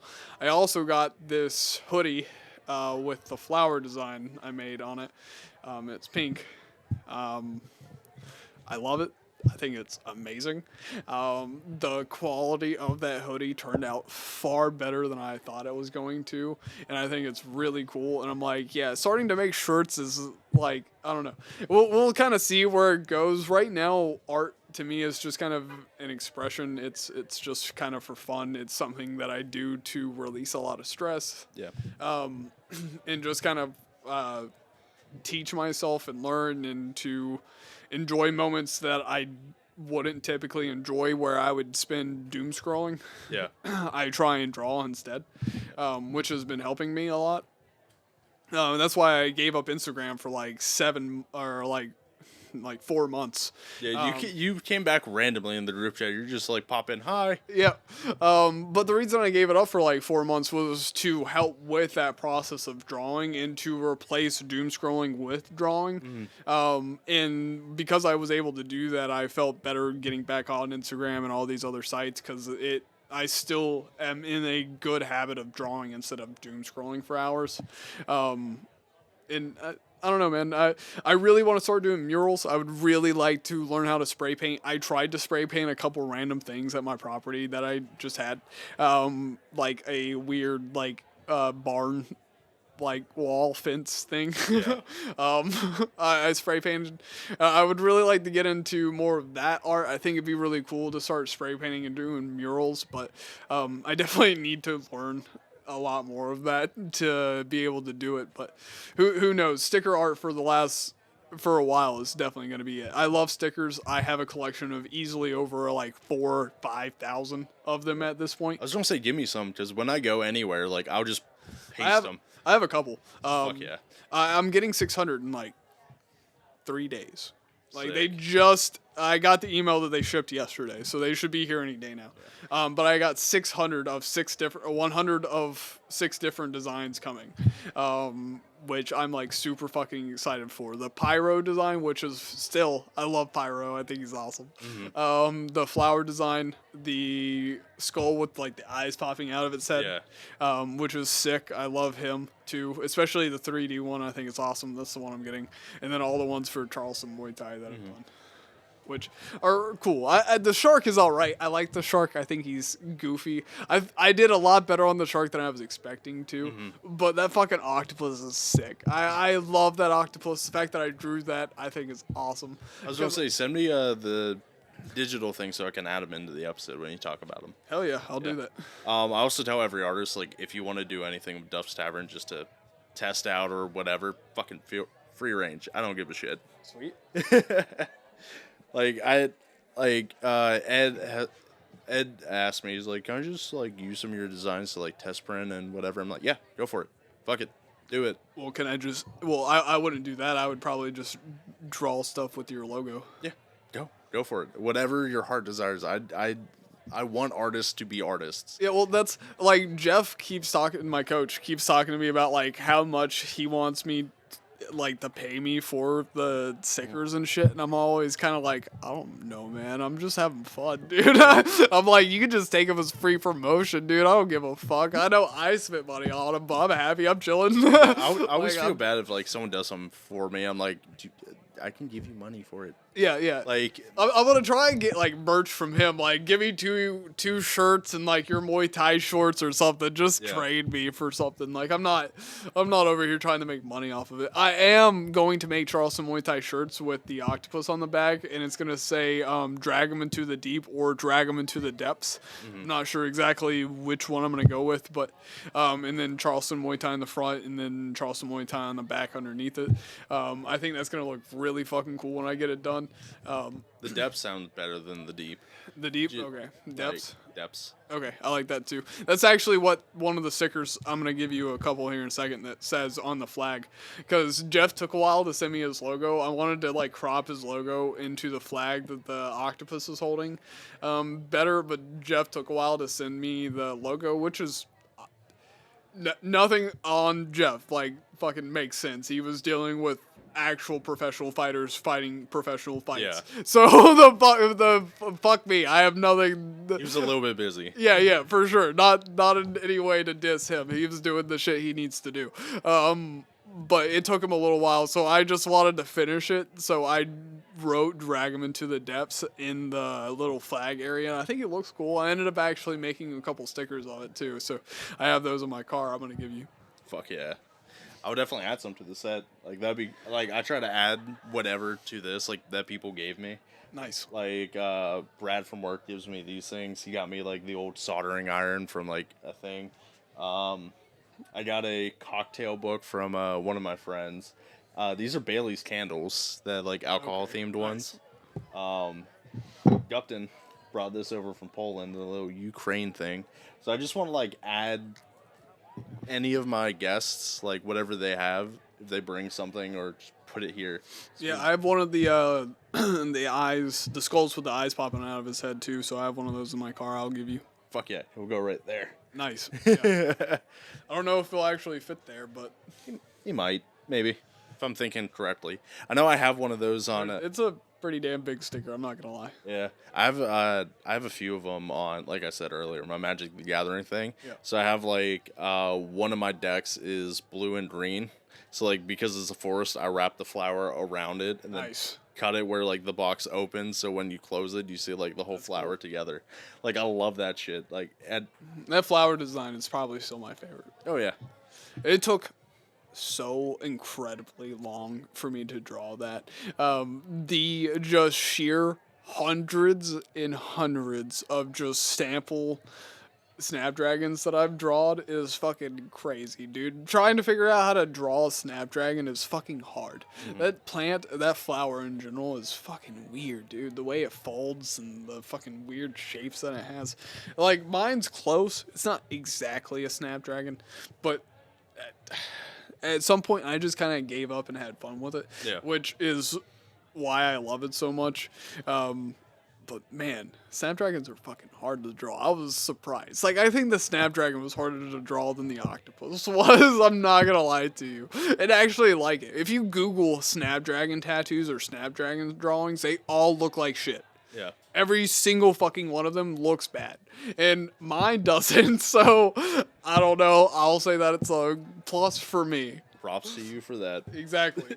Thankfully, my the prompt that I was given was just black line work, so I had a plus with that. There's no shading in it; it's just lines, which was a good for me in the brief. Like that's what she wanted, so I'm like, yeah. But yeah, I don't know. So what's your sort of way into like drawing? Like, how would you say your style for drawing is, or what like? I'm trying to think like how. I know you said before like you just draw something and then it turns out to be something. But when you like plan to do something, what is your way to like plan it out, or if you have a plan? It's honestly a pretty professional way of doing it. I like the actual stickers that I've made, all of them have started as sketches, like really rough sketches, then more refined sketches, then more refined sketches, then inked, and then painted. Like I digitally paint pretty much all of them. Like the octopus is fully digitally painted. And when I say painted, I use like brushes, like actual paint brushes and stuff on Digital Procreate to draw it. I didn't like fill in solid color in anywhere. It's all pretty much painted on. There's like 78 layers to that octopus. Total. Jesus. And that's only the ones that are showing, not the additional 40 sketch layers that exist above that. I had to open like 4 different Procreate files to actually get it finished at the size that I was drawing it at, because it like maxed me out at like 33 layers, and I was maxing them out left and right, which was so funny. But Can't you group together layers? Maybe I haven't used Procreate. you can, but you lose your ability to replace it. So, okay. If you group them together, well, you can group them together, but if you actually merge them into one layer, and then you want to change something, like you merge a blue and red layer together, and you're like, shit, I want to change that blue. Now you can't. You erase both. Yeah. So to really get the image that you want, it's best not to erase layers, or to merge them. But every time I set up a new Procreate file, I would merge all of the ones that I already had there together and then start new layers on top of that. But I already had that old Procreate file with all of the existing layers on it. So I could go back and change it at any point, but at least all of my steps still exist. So if I felt like going back and changing it, I could. Like, it's honestly a pretty professional process when it comes to the actual stickers, because like I said, the Snapdragon, I don't know how many iterations and sketches and things that I went through to draw it. But once I kind of figured out my process, I made a rough sketch and then made another rough sketch and then inked it. And then kind of like figured it out after that. And that's how I am with all of the stickers. But like, I love the looseness of Post-it notes. I love the fun and the freeness of like just putting something down and it being permanent. So like, if you fuck up a line, you can't just press undo and redo it, because like on Procreate, that's my favorite part, and one of the reasons why I like that system so much is that if I draw a line once, I'm like, oh, I don't like that line. Undo, draw it again. Undo, draw it again. Undo, draw it again. Oh, I like that one. Okay, I'll leave it. And then go on to the next thing. So it's like I'm able to draw a line properly every time. Like, well, properly. I can draw a line the way that I want to every time. But on a Post-it note or like on an actual physical piece of paper, you can't really do that. It's a lot more permanent once it's actually permanent, and so it's a lot more freeing to actually like put images down, because it really is whatever just happens. Yeah. Like, I am just as much a part of the ride in drawing those as anything. Like, I have no idea what the final outcome's gonna be until it's there, and I'm like, oh, that's cool. Like, I didn't know I was about to draw that, but there it is. That's neat. But I've gotten better at figuring out like what I want to draw. Like today, the skeleton that I drew with the dunce cap, that's what I wanted to draw, was a skeleton with a dunce cap. So I knew what I wanted to draw, and I was able to draw him, but I didn't know what he was going to look like until he was there. Which is always, I don't know, I think that process is fun, especially because I'm getting so much better at it. Like, a lot of my old characters didn't look like characters. Now, every time I draw a character, I see him. I know what I was drawing. I see the character that I was drawing. Even if it looks like shit, I at least see what I was trying to do. Yeah. Which to me is such a great like progression from where I was at, because I used to try and draw eyes and I couldn't. Now I'm actually decent at drawing animated eyes and goofy eyes and stuff like that. I really like cartoon drawings, kind of similar to like Tom and Jerry and stuff like that, but mine are a little bit more weird. Yeah. But I don't know. It's just whatever direction my art will go, it will. But I feel like I'm finally kind of finding my own space within my art, finding a lot more freedom in it, which is good. But I'm still trying to teach myself quite a lot. I'm taking, there's an artist on YouTube named Jazza, which I really like. I think he is a phenomenal artist. He can take pretty much any art form and actually make it look good, which I think is incredible. I don't know how people do that. But he has an online course about illustration and character design that I'm taking right now and going through on a daily basis or semi-daily basis, trying to teach myself better character design. And it's a lot of fun. I think it's going to be really cool whenever I get better and better and more confident in my lines and what I'm doing and how I'm doing it. I'm very excited to see where my art can go. For a year and a half, I think I'm so much better than I expected myself to be. I think I'm really talented at art, which is surprising to even myself. Yeah. Especially dating artists, because two of my exes were like professional artists. One of my exes is like a professional artist and art teacher and like has a design studio and like straight up is like full on as artist pro as it gets. And so like to go from dating them like and comparing myself to them to actually now like feeling confidence in my art, it's very interesting, because when I was with them I like was not at all confident in my drawings. I would always compare myself to them and think it looked like shit, and then I like didn't want to continue teaching myself because I was like, it looks like shit. They were always so supportive, and I feel kind of bad in hindsight, but I mean, artists support like other artists Like Yeah. that's just the thing. Like you see someone doing something, like you don't want to discredit them. Be like, no, that fucking sucks. Yeah. Like unless It sucks. and either that or like Sometimes people need to hear that. yeah. But even if someone wants like your actual opinion, like when I tell people to critique my shit, I'm like, critique my shit. I can take it. Yeah. So I usually go to Bailey and like send her like, hey, this is what I'm thinking for like this intro video, and she's like, do you want me to be honest with you? I'm like, yes, and she sends me a fucking list. I'm like, oh, okay, because I'm staring at it for hours, so it becomes like I don't see a Yeah. problem with it. Yeah, that's one thing that was hard with me is like with the octopus. It took me 40 hours to draw that total between all the files and everything. And like I got to a point where I was staring at it so long, I was like, does this look good? I was like, I don't even know if I'm looking at it right anymore. I've looked at it for so long. It's just like I've seen this so much. I can't tell if it's good or bad, so I usually like ask Bailey, or if I'm doing something for radio production on like a commercial I made, I have Marin come in and be like, critique me. And she like the whole thing is like she talks about my vocal inflection. She's like, either start it really loud or end it really loud. Like I cannot when I'm doing like commercial ad reads and stuff like that, apparently I can't like keep the same tone throughout it. I either start really loud and peter off, or like peter off and then finish loud. It is just something I have to get used to, because I'm wanting to do like more voice acting work, and I want to do like audiobooks and shit too, because that'd be funny.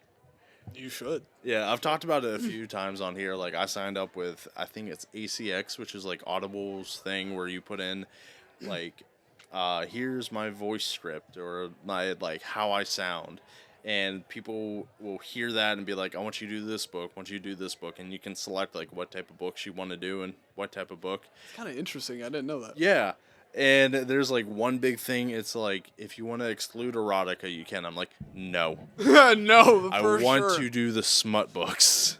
All of them, please. It would Give me just all of them. It would be so funny. Especially the ones that take place in space with big aliens. Fantasy, man.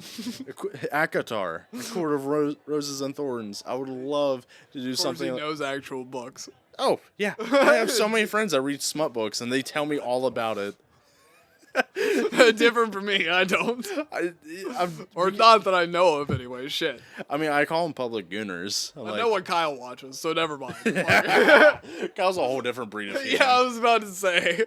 There are people, there's men, women, and then Kyle. Yeah, I Kyle. was just Kyle. Yeah, he's over. Which I love him for. He is Yeah. he is his own fucking creature. He's an interesting person. Like once you try to like pick his brain and stuff like that. But Kyle's the best. Oh, like I've known him since middle school, and he has been the same Yeah. type of person. Like he everyone grows and changes, but he has just been, his personality has been the same throughout all that. Yeah, since I've known him, I think he's always kind of been pretty consistent. the not gotta giving know a who he's gonna fuck. be, He was he is smarter than he gives himself credit for. He lies a lot less now, though. I will say Yeah. that. Yeah. I will say that, which is good, because that was kind of my downfall with him for a little while, was because I was tired of hearing lies that I knew were lies. But it's like everyone has their shortcomings. It fucking happens. Yeah. I mean, but also like growing up in his family with like two other brothers, and he would always lie to not have anything happen. Like he likes keeping the peace. And I know I can say all this good thing about him because he'll never listen to the podcast. Yeah. So there's no proof that I'm actually nice to Kyle. Yeah, fair. Fuck you, Kyle. Yeah, fuck you, Kyle. But like either last Friday or a couple Fridays ago, he was like on the fence about coming to Magic Cup at Animal House Cards with us. I'm like, I will come pick you up. I will buy you food. Just come and hang out. He's like, oh yeah, I will. And he was like, you bought me food and you're giving me a ride. It's like you want to date me or something. I'm like, no, I know how to fucking convince you. Those are bargaining chips, you dumbass. Yeah, it was like trying to get Seth up to help me with the house. If it wasn't for his car, he probably would have. But I was like, bro, I got guns, I got beer. Like, I'm just trying to find any bargaining It's like, chip hey, I Seth, can. we can get prostitutes too. And then he would have just fixed his car. It's like, oh shit, my car's fixed all of a sudden. Sorry, man. He's like, fuck it, I'm renting a car at this point. Damn, I should have used that. Now that you say that. Yeah, Tennessee prostitutes. They're already like missing a tooth. So. Yeah. It's like they're already missing all their teeth, so you know it's gonna be sloppy, dude. Come on. Oh God, gum jobs. Rocky Top gum jobs. Let's go. Wow. Yeah. Oh, I'm going to hell. Straight. It's to hell. crazy how accurate that is, though. It's like you see the people up there, and you're like, I have a friend named Scout that lives up in Tennessee, and I was asking her, I'm like, what are the people like up there? She's like, weird. I'm like, okay, what level of weird? Because there's my level of weird, then there's like other levels of weird that I'm here for. She's like, beyond your level of weird, Liam. I'm like podcast weird? How are we talking? Like, would they be entertaining? Or she's like, I don't fucking know. I don't talk to them. I'm like, you're boring. Thanks for the answer. Like, non-answer answer. But even like up in Tennessee, Gupton, I don't know if you met Gupton. I don't think so. Well, he's been on here. He's with the military. Really fucking interesting person. I think he's stationed somewhere up there, but he's in Tennessee. Scouts in Tennessee. Like, I have a good bit of people up there. I need to just go up and visit one day because I haven't been there yet. Even though I've said like I'm moving there. Dude, that side part of Tennessee is absolutely incredibly gorgeous everywhere you drive. All the time. I literally don't have a bad time driving up there ever. Even if there's like mild traffic, at least it's like super pretty. Because like practically everywhere in eastern South Tennessee, you can see mountains in the distance and like pretty mountains and like layered mountains, and it's just really nice. It's really calm. It's like, I don't know, there's not a lot going on in southeastern Tennessee, even in Chattanooga. There's not a lot going on, so it's just calm. It's chill. It's nice. Yeah. Like, my grandfather was in the hospital in Chattanooga for a long time, so that's actually where I would go to see him a lot, and it's not bad there. Like, it's still pretty damn hilly and pretty. There's a giant river that goes through the city. It's nice. It's not bad. What's the temperature normally? Like, do you actually get seasons or? Yeah, is it... yeah. Okay. Because like Yeah, I loved last week where it was like actually cold, and then this week it's like topping like 70, almost 80. I'm like, I don't want to. Dude, it was wear in the shorts 30s anymore. when I was in Tennessee last week. Oh my God, I would love that. At night, it got into the 30s. It was 32 one day. It was freezing. I would fucking love that, dude. Dude, that house does not have heating, so the only way you can have a heat is to light a fire, and it's cozy as fuck, dude. I love it. Bonfire season, man. I can't wait for it. Man, dude, I love that bonfire, man. That shit was so fun. I didn't even know I was gonna do that. I just had a giant pile of shit piled up and a whole bunch of sticks and shit on it. I was like, what am I gonna do with this? Oh yeah, there's fire. I know what I'm doing with this. Burn it. Burn it to the ground. Because I know you love music, so. Dude, fuck any random concert. That's how I found a lot of my favorite bands. Is just going to random concerts. Then my favorite band's coming back in town March 9th. Dropkick Murphys are playing at Firefly Hell Distiller. yeah. I am so fucking hyped. It's on a Sunday. I have one of their shirts, so I. Oh fuck yeah. Yeah. Yeah. I came down. I saw. Sorry. Oh, finish. I was gonna say also, Little Stranger is putting on a show on the 6th. What day is that? 5th or 6th? 5th is. No, it's the. Sorry. It is November 2nd at the refinery downtown. It is not this Saturday, but it's next Saturday. And it's at the refinery downtown. Little Stranger with Damn Skippy and Jarv and a couple other people. It's supposed to be their like Star Wars themed kind of. No, that episode was cool. Like, I'm excited for it to come out, and I have like a good bit of people like coming up. Hopefully, I need to text Dude, them. that'd be so cool if you could get Little Stranger on your podcast, man. That'd be the shit. I'll fucking ask anyone. I do not give a shit. Dude, I just, they're so busy. Yeah. That's the only thing I would say. They tour all the fucking time. They live in Charleston and they barely perform here. Yeah.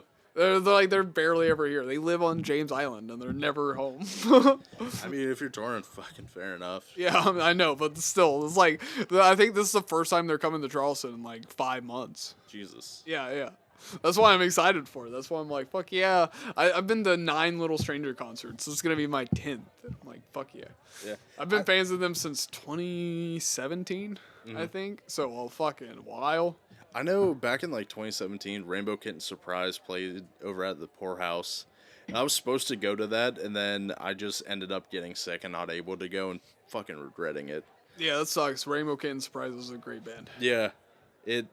There's a lot more bands in anything coming to Charleston now. Dude, I love I'm it. surprised. There was a concert tonight that I was kind of curious about going to. I've never seen it before, but it was also at the Refinery I saw, and I was like, man, that seems fun, but being here is cooler. I'm not gonna lie. Everyone likes the pot. Everyone's liked it so far. I'm like happy. Yeah, good drinks, good conversation. Fuck, dude, nothing wrong with that. And then busting wine bottles. It's pretty funny. Dude, I see Mom wants this. I don't know what type of wine she likes, but I don't know. Prosecco? We can try some of that, just that. That pour enough? It's fizzy. Sure, I don't care. You don't care. It's alcohol. Is it like dry? Because I'm trying to figure out where the dryness comes from. If it's the ginger beer, or if it's the prosecco. It's definitely dry for wine, but like, eh. Well, I think it's about time to wrap up. It's 9:44. Sweet. Yeah. Thank you for coming on another episode of Duff's Tavern, Bryce. Thank you for having me. It's been a little while. It has. Yeah, I didn't want to like stack your episode after like other ones, so I want to like phase it out a little bit. That's fair. My last episode wasn't that great. I was like super tired last time I came on here with all the guys and shit. It was weird. I thought you did your own episode after all the dudes. No, that was actually before. Okay. It was like right before, and then Seth came down and helped me move in April, and that was the last time I was on. And man, dude, I was just so exhausted from that day. I barely spoke that episode. I don't remember speaking much at all. And so it's good to be back on. Good to chat and say random shit into a mic. Random bullshit. Do you have any parting words for the people you want to say? Follow me at barnswallow_designs. The Barn Swallow is very important to my life. That's why I name my brand, I guess, after that. Other than that, I don't know. Fuck off. Fuck off and draw. Yeah, that's about it. Thank you for listening to another episode of Duff's Tavern. Links in the description. Like, subscribe. I have to say that now because on YouTube, but it fucking works, I guess. Buy my shirts. I make a lot of fun shirts. I'm working on a few more designs. I just have to get it done. Liam's merch. That's actually made by my coworker. Buy it. Yeah. Sell it on eBay. Thank you all for watching and hope you have a good one. Deuces.